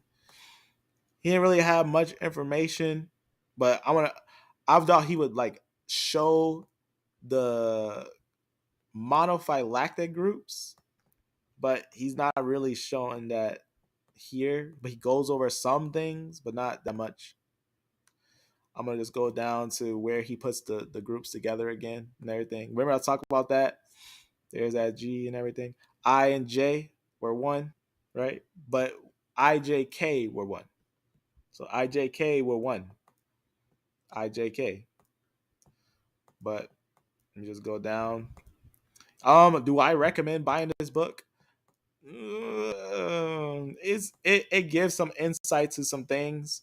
I definitely don't recommend it for the false statements in it, like which one is Shem, which one is Japheth, and which one is Ham. I don't think a geneticist can tell you that. I think a geneticist can show you the splits, but they need to show you the monophyletic splits. I don't think they can properly show you what's a Hamite, Shemite, Japhetite, because they can be looking at an original Arabian right in their face. They can't trace no other lineage to an original Arabian but an E1B1B, and can't confirm the other lineages that will be connected to that Arabian lineage. So that's the reason why I say that, because it is one of those things that with the out of Africa concept, with A and B groups, they'll never be able to see that it doesn't make a CT group. They'll never be able to see that. That's why this paper is important. When we were talking about CT and BT split, that's the roots. And that your A and B groups, A and B does not connect to CT, right? None of non-African groups, CT, remember we confirmed E is not African. E is a Natufian, and Natufians have European females, and they're in Asia. They're in the area of Syria and the Levant. They go down into the areas of Africa and conquer the areas of Africa later on. But the A groups are different groups. They don't make CT groups. Almost every A group, A0, A1B, A1, all those are considered lineages, right, that are African. It says it does not mention CT, for example. Let me go down. So you can see A0, that includes A0T, A1A, A1B. All these are included. That, watch what it says here. Watch what happens here. What it says here. I'm going to just point this out. All these subclades are located in the upper part of the tree and indeed belong to African subclades, or they migrate into Africa relevantly recent, which we also know A00, all the A groups also migrate into Africa. is also important too. But the way that they split, A doesn't make any of the CT lineages, and none of BT nor CT lineages descend from them. So that's very important. So that they don't make the same lineages. That A lineages and B lineages are totally different than the CT lineages, which is DE is the YAP lineages, which is the Shemites, and the CF groups F-m89 making all the way to T. That's important to know that those groups are going to be groups that are going to be one family. So CF is one family, DE is one family, and A and B is one family. That's why you got to know about F-m89. That makes GHiJK a confirmed fossil, HiJK a confirmed fossil, and iJK a confirmed fossil, right? That's very important. That's going to give you one family. And the only way you can put them on a boat if you make them one, right? Because I, J, and K are one. I, J, and K, these lineages right here, are one under HiJK. That's important. But going back over here, back to here. I think this book, it was what, $10? I don't think it's worth its $10. If you get the hard copy, I think it's $20. I don't think it's worth its $20. He did a video on this. This guy would be an R1B and this guy would be a Q. He basically concludes that they're related. He concludes, and apparently they didn't even come over that far from each other, but they're related. So it's really interesting what he does with some of these splits, like this one, right? CT, here's what's happening here. CT makes C and also makes F, which he also says GHI or G or F, G, and H. He says is one with this split here. Because remember, CT makes CF groups and it makes DE groups, right? But remember, we already confirmed A doesn't make CT groups. A doesn't make CT groups. A and B is its own lineages. A and B is its own lineages. D and E is its own lineages. And C and F is its own lineages. But keep going. I'm going to show you something. Right? So he says the R lineage, which is mainly in the Indo-European group, R1B, R1A, all those are obviously related to Q. That's obvious, right? So it's very early on. So he goes all the way back, this far back, and connects those. So that's all right, I guess. That's no problem with that because they are related. But he says that those are Shem, which if you ever follow the R lineage, it doesn't make any sense to even claim that it's Shem. Here's the one that he says is Jews. This is the one. This is not Jews. The T group is not Jews. You got to follow them from the Gasulian culture. You have to start the Gasulian culture, which he doesn't. He starts, I don't know where he starts. Let me just point it out. Let me go to it because that's what we want to look at is the T group. Is the T Jews? No, right? We have to understand that they do go into Africa because we also recorded that after the Gasulian time frame, they go into Africa. They go into these areas over here. They go into these areas. That's why I always say it's important to follow who's in Africa, right? And things like that. You can see some things here. Let me just make sure I'm looking at the thing I want to look at. Let's break this down real fast. So you can see some things. You got a little star there. Is he saying that they start here and go up? What you can see right here where he's talking about basically T. This is just a T group, right? I'm going to go down. He just says the star represents the location of the African Limba men who belong to T. Now, I talked about that before. Remember I said Limba don't just have J. They don't just have E. They have all types of lineages because they came from Crete. That's actually where they came from. It's from the areas of the Crete. But I digress. Let's keep on going to get a little understanding. So he says about this time frame, he says that L and T are related. Maybe we'll do a live on L and point out how L are not Shemites. We'll do a live on that and talk about it later. That L does go into these areas as well. But remember, he showed that I and J was the Hittites. Well, it just so happens that a lot of these lineages are mixed in those areas. For example, you know who was confirmed? Do you know when the paper came out for the Canaanites? Let me just make sure everything's going. Let me just point them out. There was a paper that came out for the Canaanites. Right? Let me just think here. We were doing a study on Amos 9 and 11. And let me just remove this and go to this paper here where we talk about emos on this Egypt paper. And I'm going to go to something here and point out a L lineage that when the Canaan paper first came out, it showed two lineages at first.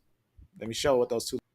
So when they were doing the Canaanite, when they brought the people from Ashkelon, the Canaanites that settled in the area, this is what they were pointing out. The Philistines that they say was 1000 to 900 BC, the lineage that they had in them was BT with an mtDNA of H2 and another one with mtDNA of H4, Y-DNA of L. So they were, because a lot of times you've seen they will say the Yemenis were the Canaanites. That's what they will say. They'll say that the Yemenis were the Canaanites. Well, that L lineage was the one that we had seen there in the area of the Phoenicians and of the, well, not the Phoenicians, but of the Philistines, of the area of the Philistines. So remember, you got your area for the Phoenicians, about Tyre and Sidon, which were also Canaanites, and you also have a little under that area that you'll have the Philistines with Ashkelon, Ashdod, and things of that sort. Ekron, whatnot. So right here, you can see these will be the lineages that they would say will be the said, what's the word I'm looking for? Canaanites. And that's just, interesting in itself that, certain things like that can happen. That all of a sudden, you got this idea, and then you get other individuals like, well, maybe they're this thing or that thing, But let's keep on keeping on for this little breakdown. Just get a little summary of it. So the reason why I just wanted to point that out, because he says that they're connected from about 2000 BC to this time frame. When that, I just thought that was interesting. I'm gonna go down a little bit, and you can see. Let me turn this. So here's what's interesting. He says that the L lineage was over here, and then some of the T lineage was over here and whatnot. Talk about that they were overlapping this area, right? Here is what we want to see right here. Let me open this. So this, let me see if I can zoom in on that little part right there, or we just do it like this. So this little design here is where he wants to show you where it splits, right? The beginning. Here's the beginning. Where's the beginning? Now let's break it down. This is the last thing I want to do real fast, and maybe we'll talk about this another time. Let's break it down. If this is the beginning, that means where would his root be? Just in time. See, if this is the beginning, where would the root be? So he would have the root here, right? Because you're getting a split here, you're getting a split here, and you're getting a split here. And he's saying that this is Japheth, right? Because if you go straight up, you'll get an I right there. And if you go straight up from here, you'll get a J, right? J1 and J2. He'll say that that's Japheth. And remember, there's a fossil that connects this with this one. This is K-M9.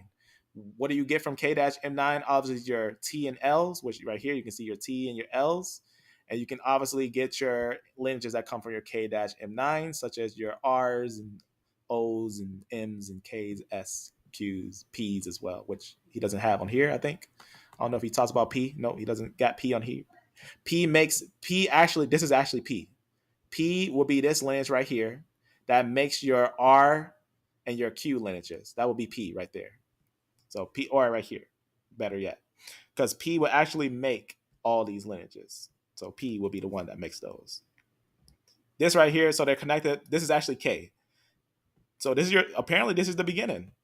So was I lying when I said that he chose iJK as the split? Because look, if this is the beginning, then this right here is IJ. This is IJ and K.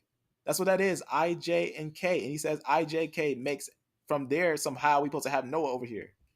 Where is Noah? Where is Noah? You see what I'm saying? iJK is Noah?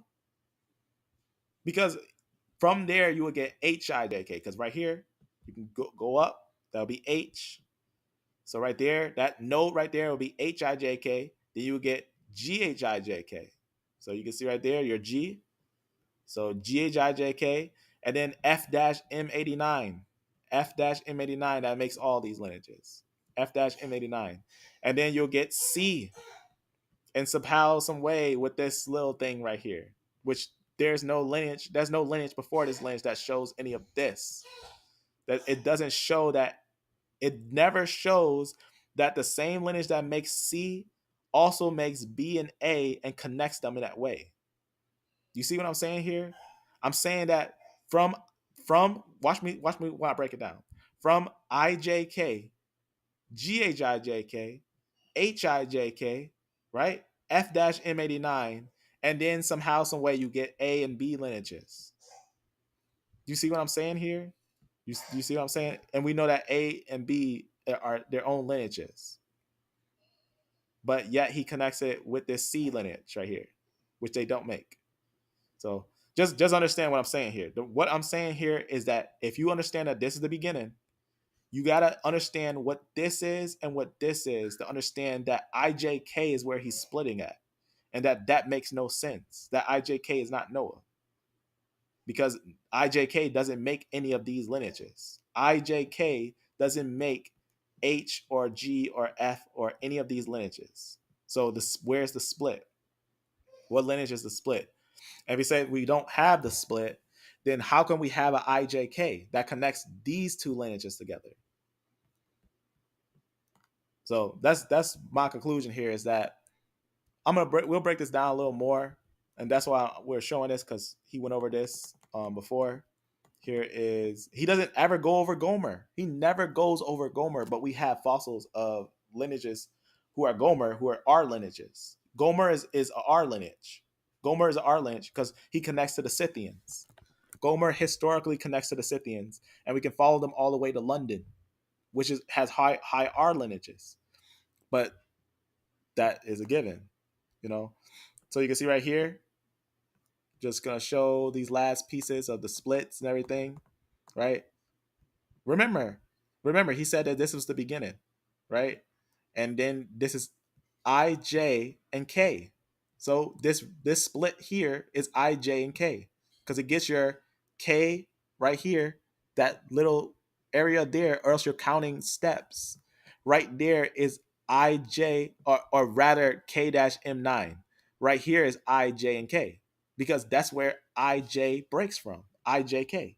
Right here is I, J, because it makes your J and your I lineages. Right here is your I lineages, right here, and right here is your J lineages. So this node is IJ. That means this node is IJK.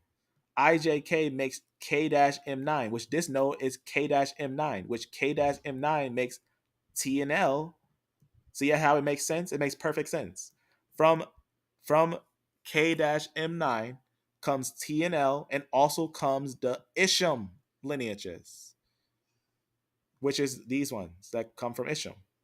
So iJK, again, makes I and J, and it makes K-M9, which are these nodes. This node is K-M9. This node is IJ.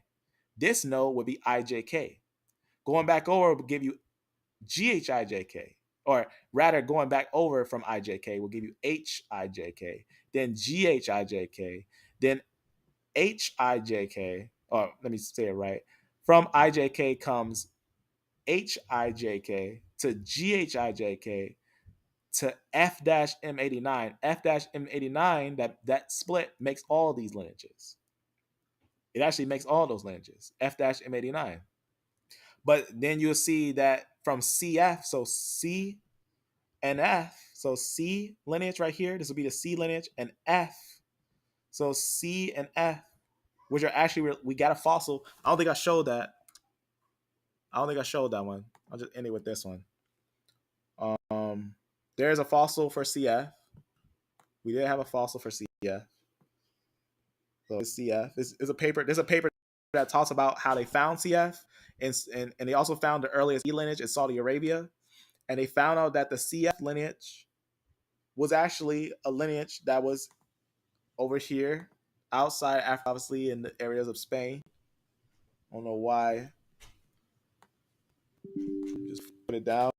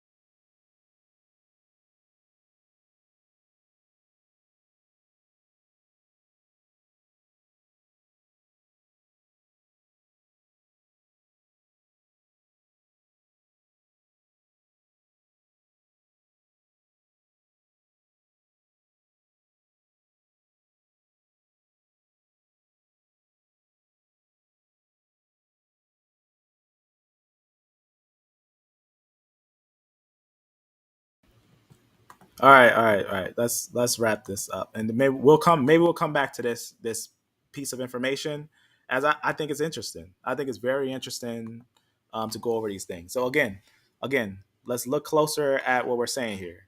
So iJK makes I, right, makes I, and it makes J. So iJK makes I and J, and it also makes from iJK, it also makes K-M89. So this node right here, this area, this little area here, let me see if I think I gotta re-download this little magnifying glass, but this little area right here, that's gonna be K-M89. From K-M89, you're gonna get your T. There's gonna be a combination of T and L that splits and makes your T and your L groups. And it also from K-M89, right here, K-M89 splits, and you're gonna get your watch these different nodes. I'm gonna tell you what each node is. In fact, well, we can open up, but here's gonna be some other K groups right here. But if you notice right here is gonna be a split, and this split right here in the midst right here is P. This split is P, and this is where you're gonna get your Q and you're going to get your R groups. That's the split right there. This is P going back to K-M89, right? Splitting from K, a different K. But this is K. This is the origin of this one right here will be the origin of all the K groups. This is another K. There's K1, K2, and then you get your P, and that's going to get your Q. So K1, K2, and then obviously your T and L group from your K-M89. That's what this is, K-M89. Going back to iJK, right, which makes I and J, right? iJK makes I and J and K. Going back to GHiJK, which makes GHiJK. Going back to HiJK, which makes basically, or rather, going back from iJK, going back to HiJK. Got to make sure I word it right. iJK goes back to HiJK, which makes HiJK, which goes back to GHiJK, which makes GHiJK, which goes back to F-M89, which makes F1, F2, F3, and GHiJK. F-M89 makes F1, F2, F3, and GHiJK from F-M89. From F-M89. And we can do a major breakdown of F-M89 again, as we did before. F-M89 makes all these. F-M89 makes all these lineages. You can ask anyone. You can ask any geneticist. I guarantee if I ask Dr. Nathan Jensen, does F-M89, when you look at the mutations on it, does it actually make iJK? I guarantee you he'll say yeah. That iJK does come from F-M89. That you can't just have. This is what I'm saying. I'm going to paint it one more time. You can't just put this one on a boat. You can't just put IJ on a boat and K on a boat without concluding that they come from iJK. J, and K. You can't conclude that and make H different. If this was a Hamite, then that would make this one a Hamite, and that would make this one a Hamite. If H is a Hamite, that would make both of these Hamites. That's why I said a Hamite can't make a Japhenite and a Shemite, because H, GHiJK, F-m89, these are going to be the lineage before these lineages. So that's very important. So if this is the beginning, that's what you have to start with, iJK. And then the consequences is that where is Noah? Where would the split be? So again, that's IJ and K. So it makes IJ and K. But this one doesn't make this one, because that's how mono-phyletic groups work. They make everything underneath it, but they don't make everything above it. That's what mono-phyletic group is. One more time. A mono-phyletic group is what connects the root or the node or the clade that makes all lineages underneath it, but it doesn't make lineages above it. That's what makes it a mono-phyletic group, is that it makes every group underneath it, but not other lineages, like ones that's above it. But going down, you can see right here, if you ever seen him break this little thing down, he doesn't know who Gomer is. He doesn't know who Gomer is. He doesn't know that Gomer is connected to the Scythians. So that's very important. We already showed that iJK makes F dash, or makes CM, or getting it all twisted, makes K-M9. So that's important. iJK makes IJ and K-M9. So you can see where he's connecting these things. So he says these are Greeks, right? You can see what he's doing here. You go right there. So he says these are Greeks, right? He says this is that line. Hold on.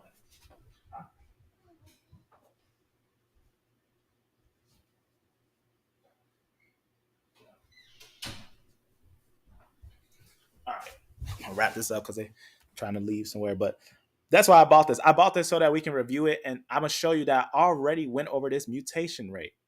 Not that A doesn't make everyone. That's the out of Africa concept, is that they say A makes everyone. That's not the way it splits. We can note the way it splits if we be careful. But let me go down a little bit. I think Jensen tried. I think he really tried, but I think he needs to work on his mono-phyletic families and probably take a note on who's Gomer, because I think that would change his whole perspective on who's who if he finds out who's Gomer. Let me just note here. Here's F.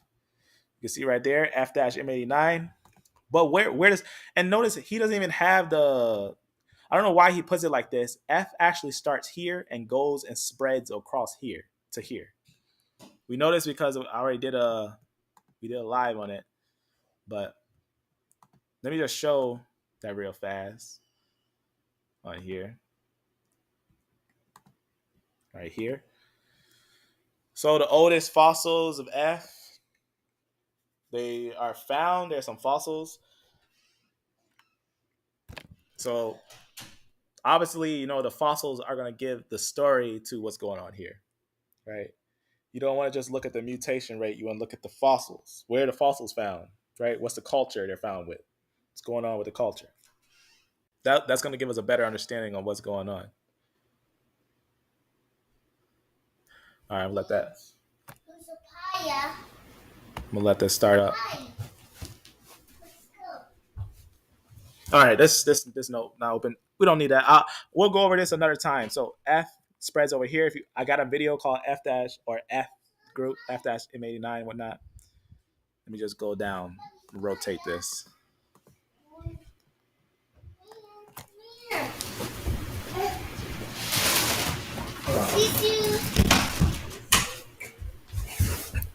All right, make a summary here. Let me just go down. So that's Jensen's conclusion there. But again, if you've seen what we went over the limba and everything, it's a major story that it requires breaking down. So it's important to break down what's really going on there. So let me just go up to one more thing here, and I'll summarize it on something.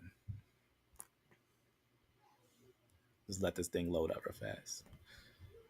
So that's just the reason why I wanted to show this, because when you're looking at things closer, you're gonna get a very good picture of what's been going on here. Just go up. All right. Okay, so I'll just leave it like that. I was looking for the tree, so I got pointed out one more time with the tree before we end it. But I'll just close it like this. Oh, here it is with F. You can see F starts over here. It'll start in this area here because that's GHiJK and HiJK, and they all of them are in this area. All those, the GHiJK and iJK and everything. You can see right there that iJK. F starts in Europe, and then it goes all the way to basically, I don't know if I got a picture of it on here. It goes all the way to China, pretty much. If you ever seen it, you can see the movements of it. That F goes all the way to China. Maybe we'll do a breakdown on that another time. So right here, F, right there, and then it goes to China and whatnot. And it goes to different places. It goes to Jordan. It goes to other places. Go to Spain. Go to different places throughout time, right? F-M89, which is the father lineage of many other lineages. And note the female lineages with too. It's going to give some understanding on those things. So it made a lot of movements. F makes a lot of movements. And all these papers are real papers. So F is a very interesting lineage. But with that, that's all I got for now. Reviewing that little paper, his little thing, I think people should be careful when going over those things. And I think that Dr. Nathan Genius shouldn't be selling this thing.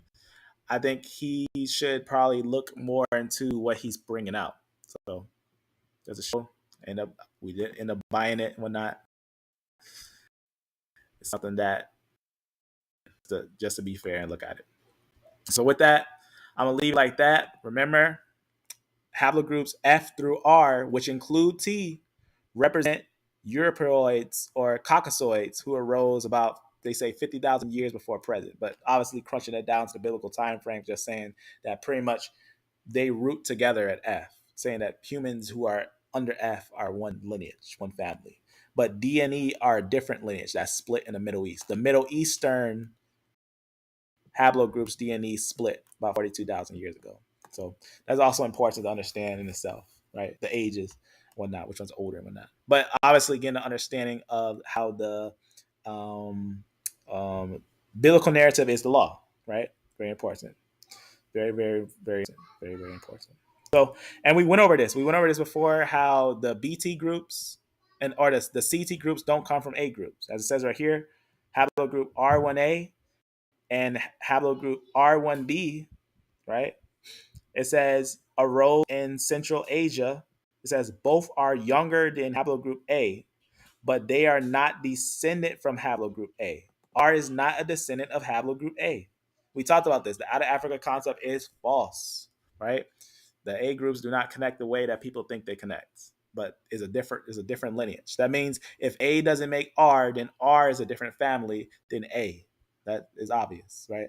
But R is connected with F because F makes R. So that's important. But F makes GHiJK, which makes HiJK, which makes iJK, which that split gives you K-M9. From K-M9 later on from a K lineage, you're going to get a P group that's going to make your R and your Q groups. So that's the real way it splits. But with that, that's all I got for you. Remember, GHiJK is a fossil, right? Who is that? HiJK is a fossil. Who is that? iJK is a fossil, right? Who is those lineages? Whatnot. You can find it if you look up iJK and HiJK. But the GHiJK is right here for that. And CF we also talked about. I don't know if I pointed that out, but we talked about that with this lineage and whatnot. How we talked about they do got a CF group and whatnot. I think I meant to point out on this thing. That there. It's called CFP 143. And that's what this is talk about. CFP 143. So that's going to be where your CF, which makes everything underneath it, is 1. So you can see it with a female lineage is a real lineage, right? Is making pretty much underneath this makes CF. Under CF makes F groups. That makes your GHiJK and all those things in between. So with that, family, I just want to do that to get a little understanding. I think, this information is always interesting. Always think it's interesting. I think it's important, but we got to note the real roots with those things. So the real roots, just to end this, A and B makes Ham, D, E, Yap makes Shem, and CF makes all Japhetic lines, all of CF. With that, well, thank you for, amen. It's always good looking over the. It's a great time. It's a great time to be a creationist. I'll tell you that. Thank you for your perspective on Jensen. Agreed that this is complex, and Jensen didn't have enough background to really be able to analyze. Yeah, exactly at this point, at this time. Amen. I think Jensen's right on their R3 splits, but where he puts them is not correct. The way that he splits them won't make sense if you try to put them on a boat. It won't make sense in many ways. And I don't think Jensen knows about the Natufian finds. He doesn't know about the Natufian finds. He doesn't know about the Gasulian finds. He doesn't know about the BMAC finds. He doesn't know about a lot of finds. He doesn't know about the finds of individuals of, what's the word I'm looking for? It's a lot of finds he doesn't know about. He doesn't know about a lot of finds, but he does have like the basics of what most geneticists have. But he needs to look at the fossils a little more closer to know how they split. And one of the main things he needs to know about is the Scythians. He has to know about how the Galatians were connected to the Scythians. It says it right in the Bible that the Galatians were Scythians. And it also talks about how the Scythians were connected to Gomer, and that Gomer's haplogroup, if you connect it all the way down, even following his migration, connects all the way to London, it's the R group. It's the R group that's found there. We even find the Scythians kings, the Kurgans. They have the R group, the rulers who basically bury themselves in domes. About the same time when you get the R group ruling in Egypt, you got the R group ruling at the Scythians. So it's just very important. Amen. Shalom, family. Shalom, shalom. So all we did today was basically we just broke down Dr. Nathan Jensen's book. I don't think I can technically share it. So, y'all willing, you can email me at fblionfarm at gmail.com just to get a look at it. I don't think it's worth buying. So I'll probably share some highlights, but I don't think it's worth buying because it's so vague, and it tells you itself that the original Arabians are E1B1B, and you got to take that and understand, like, if the original Arabians all the way to their root was E1B1B, who are the family of the Arabians, right? He never concludes that L or T is Arabians, but somehow in his paper he concludes that they are Israelites, but doesn't even show you them in the land of Israel. He never goes over that information or anything like that. But let me go back. Let me just show it one more time on this thing and basically end it right here. This is going to be the paper of the book for Trace. This is just a ebook for it all. And I want to show, let me just type down maybe Jews, just to show a little thing on it.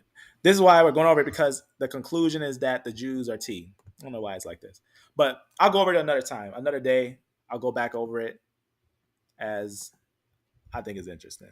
I think the thing is interesting. I don't know why it's lagging now like that, but we'll go over it another time, another day. Let me just scroll and see if I can find it, because I want to go back to the tree one more time. That's what I was trying to do the first time. You can see right here. Here we go. Let's just do a quick summary on the haplogroups of what Jensen, right? What Jensen believes. I don't believe it. I don't believe it because he never showed Gomer. He never showed who Gomer is. And he never showed a lot of different things. But A and B, this is a Hamite. A and B are Hamites. Is a C Hamite? No. C are not Hamites. C group, even on this paper, it talks about how C groups are their own split, right? So right here, remember F through R, which includes T, are one family of Caucasoids. Also, you're going to see that the Mongolian lineage that also came to America that also settled in areas of Russia with this group. And D&E is different as well. And remember, A and B doesn't make CT groups. But going back over here, he tries to say that these are Hamites and they were in Africa. It says originally Siberia migrated through Japan, India. Obviously, he's the ones who are in America and stuff like that. I don't know what's going on here. I don't know why he puts them in Africa, but he says originally in Siberia. I never really seen C in Africa. I never really seen C in Africa at all. I don't know how he's concluding that at all. I'll be honest with you. But I'm sure some C's went into Africa, but not as much enough to call them Ham. And then these, I don't know why a lot of people put these in Africa, but you can see right here, even the areas of the origin is Japan and different areas, because D's group is not in Africa. There is a later D that gets into Africa, but most of the D groups are in Japan. That's important too, because D and E were originally one. You gotta look at the fossils of E1A and E2 and E1B1A and E1B1B to conclude where they originally began, which was outside of Africa. They went into Africa, as you see. Remember, we was talking about that Bantu expansion? Possibly an early Egyptian lineage, he says that the E1B1A is. Remember, who went into Egypt? Where did Israel develop? We got to remember, where did Israel develop for 400 years or less in that time frame, right? Where did they develop? In Egypt, as they are developing now in Egypt. They're developing in Egypt. Possible an early Egyptian lineage candidate for later Bantu expansion. So they say they came from Egypt, and then they became a Bantu expansion. And then right here, I'll get back to E1B1B. You can see E1B1B, likely the Afro-Asiatic language. Remember, we also point out how Arabian, Akkadian, Hebrew is Afro-Asiatic. So they're related by the same linguistics, connected with Egypt. So you see what's going on there. Say an Egyptian lineage that migrated to sub-Saharan Africa. So why they always start in Egypt? Early migration into sub-Saharan Africa, E2. You see what's going on there? But going down a little bit, he says F. He says the location is unknown, but you've seen, we did a study on all those things, that his location is in Europe. F's lineage is located in Europe. It's going to make everything underneath it. So right here you can see he says likely an original Turkish lineage, which is the G group, because it just started in the Caucasus. That's originally where it started. It says South Central Asia. This one as well. This is where you get your Indians and stuff. A lot of, not Indians, like India. It says possible lineage of the Indus Valley civilization, like India and stuff. I'm just getting some things there. Right here, obviously your I is, he says these are Japheth. I is Japheth. I2 is Japheth. Right? And remember, before I jump to I, remember GHiJK, HiJK makes I, J, and K. But continuing on. He says these are Japheth. I and J, he says is Japheth. Right? Let's go down a little bit. J1, he says is Japheth. There's the K. He says this is Shem. So he says everything under K is Shem. That's what he says. Everything under K is Shem. Because I said that K-M89 is a mono-phyletic family that makes one lineage. So K makes Shem, L Shem. Again. Even the conclusion he puts here might be the Edomites and lost tribes of Israel. Highly doubtful. Highly doubtful. Highly doubtful. You got to look at the whole picture of L. Maybe we'll do that later. Do a breakdown of L. I didn't think we had to do L, but T is the one we was focusing on, because that's the one he said was Israelites. I know he's trying to conclude it with T. Right here you can see M. Some things, getting some areas, New Guinea and things like that, Far Islands, N, O, right? He says all these are Shem. He says the Chinese people in China right now are Shemites. Go over now. All right. N is in Finland and different areas. R1A, that's this. If you've seen studies on the Khazars or the Scythians and things like that, R1A is one of the lineages that they conclude as one of those lineages. I did a major live on R groups that they have connections to Gomer. And I'm not biased because I'm an R group. So I look very close into it, very, very deep into these things. I don't think R1B is Shem. I don't think R1B is Shem at all. I think it's connected to Gomer. I think it's connected to the Scythians. I think it's more connected to Indo-European peoples than Shemites. R2, right? Because remember, All these are from K-M89, which K-M89 makes all these lineages. Right here, he says T is likely lineage of Abraham, Isaac, and Jacob, and the Jews. That's what he says about T. I don't agree. I don't think T is the lineage because that lineage is the Gasulians. Right? Remember, I talked about that. That's very important. Just one more time before I leave, just to kind of point it out for anyone looking into it. I just put just like this. Right? The Gasulian culture is an important culture to look into. It's a very important culture to look into because actually it tells you that the T group is no doubt that the T group's migration came from the Isham lineages, right? They were connected with the Isham lineages, not that they descended from Isham, but they are family with Isham, which was in northern Russia or areas of Russia, and they basically became lineages of peoples that basically would have connections to the ancient Indo-European groups, but they would have connections to the Gasulian cultures. Right here it says the first wave of migration called Gasulian culture entered Canaan about 4,005 or about 4,500 BC. Right, that's about 6,500 years ago. So it was a long time ago. Go down a little bit here, point something out on this part here. Let me go to it if I can find it right here. Because the Gasulian culture, it gives a lot of insight to a lot of things. I don't think I put it here. Let me see. Just to make sure. Yeah, that'll be fine. That's fine. All right. The reason why I just wanted to show that is because that's where the T comes from. It comes from the Gasulian culture that actually migrated. This is plus 2,000. That's about 7,000 years ago. 7,000 years ago, the T came over there. So that's very important.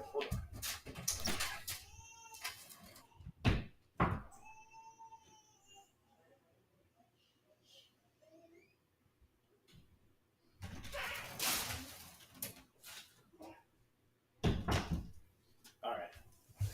I'm gonna summarize this because got some things going on. So that's just important for migrations, where they come from, right? Where they go, things like that. And obviously you'll get understanding that the T group, T1A or T1B have been found in skeletons from late Mesolithic hunter-gatherers, basically from Russia and Sweden. So that's very important. Where they come from, right? Where they go, right? So obviously having a high portion in this area here and other places, but I don't think the T are those individuals because they have connection to genetic analysis has shown that Gasulians belong to Y haplogroup T1.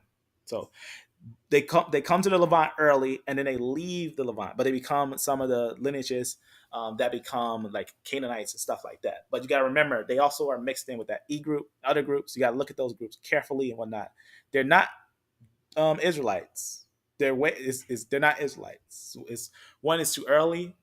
Also, the placement that they're in, the place where they're at that time, is also important. The location. So they're obviously in the Levant and in the areas of the Canaanites too early, right? But if they had connections to maybe movements of other Shemites, that'd be different. But they don't. That's what makes it important when you look at the full picture of it. They're not Israelites, but that's what Nathan Jensen concludes. So now you see what Jensen idea is. Do I think it's right? No, I don't think it's right because he doesn't know who are the children of Gomer. He doesn't know how to connect that to the Scythians and use the historical documents for that. So I guess I'll end it with that. That was Dr. Nathan Jensen's book, Traced. We already broke it down that the mono-phyletic families have a problem. Yep, it is laughable. It's not even mono-phyletic. Exactly. It's very important to look at that carefully. You have to publish those notes you make. I usually see a lot of things that goes to it. Yep, you're right, family. In fact, I might start doing little 10-minute animations just to try to make it clear on what some of these things are. But let me end it on this little picture we made right here. Again, if you look at how families are made on any type of tree, right? Let me just go back here and start at F-M89. F-M89 is the key. F-M89 is the key to understanding how these families are one, right? And remember, we pointed that out when we was talking about F. We was pointing out how those families are one line, right? So F-M89, again, as it reads right here, haplogroup F, also known as F-M89, right? And previous FT, just some things like that. And it'll let you know right here, the clade and its subclades constitute over 90% of the parental lineages outside of Africa. So why is it saying it like that? Because GHiJK makes almost every lineage of peoples, almost every lineage, because it said God shall enlarge Japheth, right? That makes perfect sense. But let's break it down one more time. F-M89 makes GHiJK, which Jensen says G, right? Jensen says G is him. That's what, remember what I'm saying here. So F-M89 makes GHiJK, and then it makes HiJK, which Jensen says H is him. And then from HiJK, you get iJK, which Jensen says, remember, he said that this was him, but yet from HiJK, you're going to get iJK, which is Japheth. He says is Japheth. I agree that IJ is Japheth. I agree that. That makes perfect sense. That IJ matches historically with Japheth. You know who else matches historically with Japheth? R, which is underneath K. Underneath K, you're going to have R groups that connect with Scythians and Gomer. That's very important because iJK is one person. iJK is one person. Is it Noah? No, because iJK doesn't make your D and E groups or your A and B groups. But you know what makes iJK? HiJK makes K and your I groups. You can't put them on a boat. You can't put these lineages on a boat. You can't make an IJ as Japheth being born first because it says Japheth is the elder. You can't only have an IJ. Where did IJ come from? Did IJ make itself? No, IJ came from iJK. And then to get a K as Shem, did K make itself? Is K actually all Shem? Did K make itself or did K come from iJK? K came from iJK. So that's what's important, is that if we connect it to his nodes, the major node of iJK is iJK, which is a confirmed fossil. So who's iJK? Is it Noah? No. Is iJK Shem or Japheth? I think it's only one lineage, Japheth. So this is how it splits. From A and B, which A groups don't make CT groups, A and B is him. From CT, you're going to get a split. You're going to get DE and you're going to get CF. From DE YAP groups, it's going to be Shem. From CF groups, which F to R, including T, are all one family. From F-M89, you're going to get all lineages of Japheth. That's the real way that this splits. So with that family, if you didn't see the beginning, that's where we go over most of the book a little bit. But with that, that was Jensen's book. If you want us to go over it again, maybe I'll go over it and we'll look at some things on there. But you'll find some interesting things when you type down Arab. When you type down Arab on this little book thing. So with that, be blessed, be beloved, and amen, family. Oh, matter of fact, let me not end it. Since I said Arab and we're ending it, let me just type down something just to show you what I mean. I don't like to leave things on a half note. Jensen, if you've seen some of the videos that Jensen's doing nowadays, is very weird. Jensen did a video showing that, I think he was talking about how what's the word I'm looking for? The Arabs are also the E1B1B are also the Romans or something like that, or the Greeks, something like that. He just did. I'm about to go over that another time. Let me go to something here. Let's go down to something.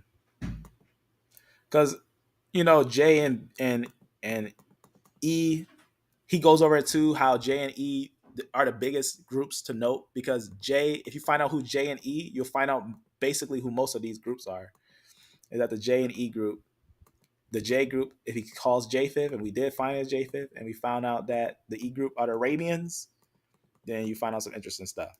Okay, let me end it on this right here. Okay, one more time. All right. Watch what it says here.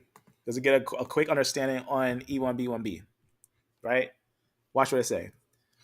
So it talks about the conquest from Central Asia down through the Middle East. From Central Asia down through the Middle East are the reason Afro-Asiatic languages don't reach as far as the Arab Muslim Empire once did. Turkic and other languages displaced them, right? Turkic and other languages displaced them. Genetics seem to reflect this history. The first branch splits into E1B1B, occurred around the time of the early Arab Muslim conquests, right? Today, the geographic distribution of E1B overlaps the distribution of languages of Afro-Asiatic. That's Arabian, that's Hebrew, which is Afro-Asiatic Shemitic, that's Akkadian, that's so many different languages spread by Arab Muslim conquests, right? Haplogroup E1B1B is heavy in North Africa, where Arab Muslims reign, right, uninterrupted by Turkic or Mongol incursions, right, until at least AD 1500, right, where these Central Asian conquerors swept through before AD 15s, basically Middle East and Turkey. E1B1B exists at lower levels. So you see what's going on there? So he's letting you know that where these basically, if you've seen what he's connecting the J group, where the J groups came down and conquered, the Turkish lineage that came down and conquered, and some of the Mongolian lineages that have other mixes. We know that where these Central Asian conquerors swept through before that time, you can see E1B1B exists at lower levels. E1B is also present in Spain, where Muslim rule was eventually pushed out by European conquest. We talked about that too, how some of the more of the E78 came up there. In the Balkans, Ottomans were thought to have brought pre-existing E1B1B lineages into Europe during their several centuries of occupation. So they forced some of the Arabians out. But were Arabian Muslims never conquered? So watch what it says here. This is where we know that it's pointing to E1B1B. But where Arabian Muslims never conquered, India, China, E1B1B is absent. Apart from the military conquest known historical migrations from, right? Let me read it again. Apart from the military conquests, known historical migrations from Arabia to Africa, right? Known historical migrations from Arabia to Africa might also explain why E1B1B levels are lower in the Middle East as compared to North and East Africa. So you see what's going on there? Getting us good understanding on these things and whatnot.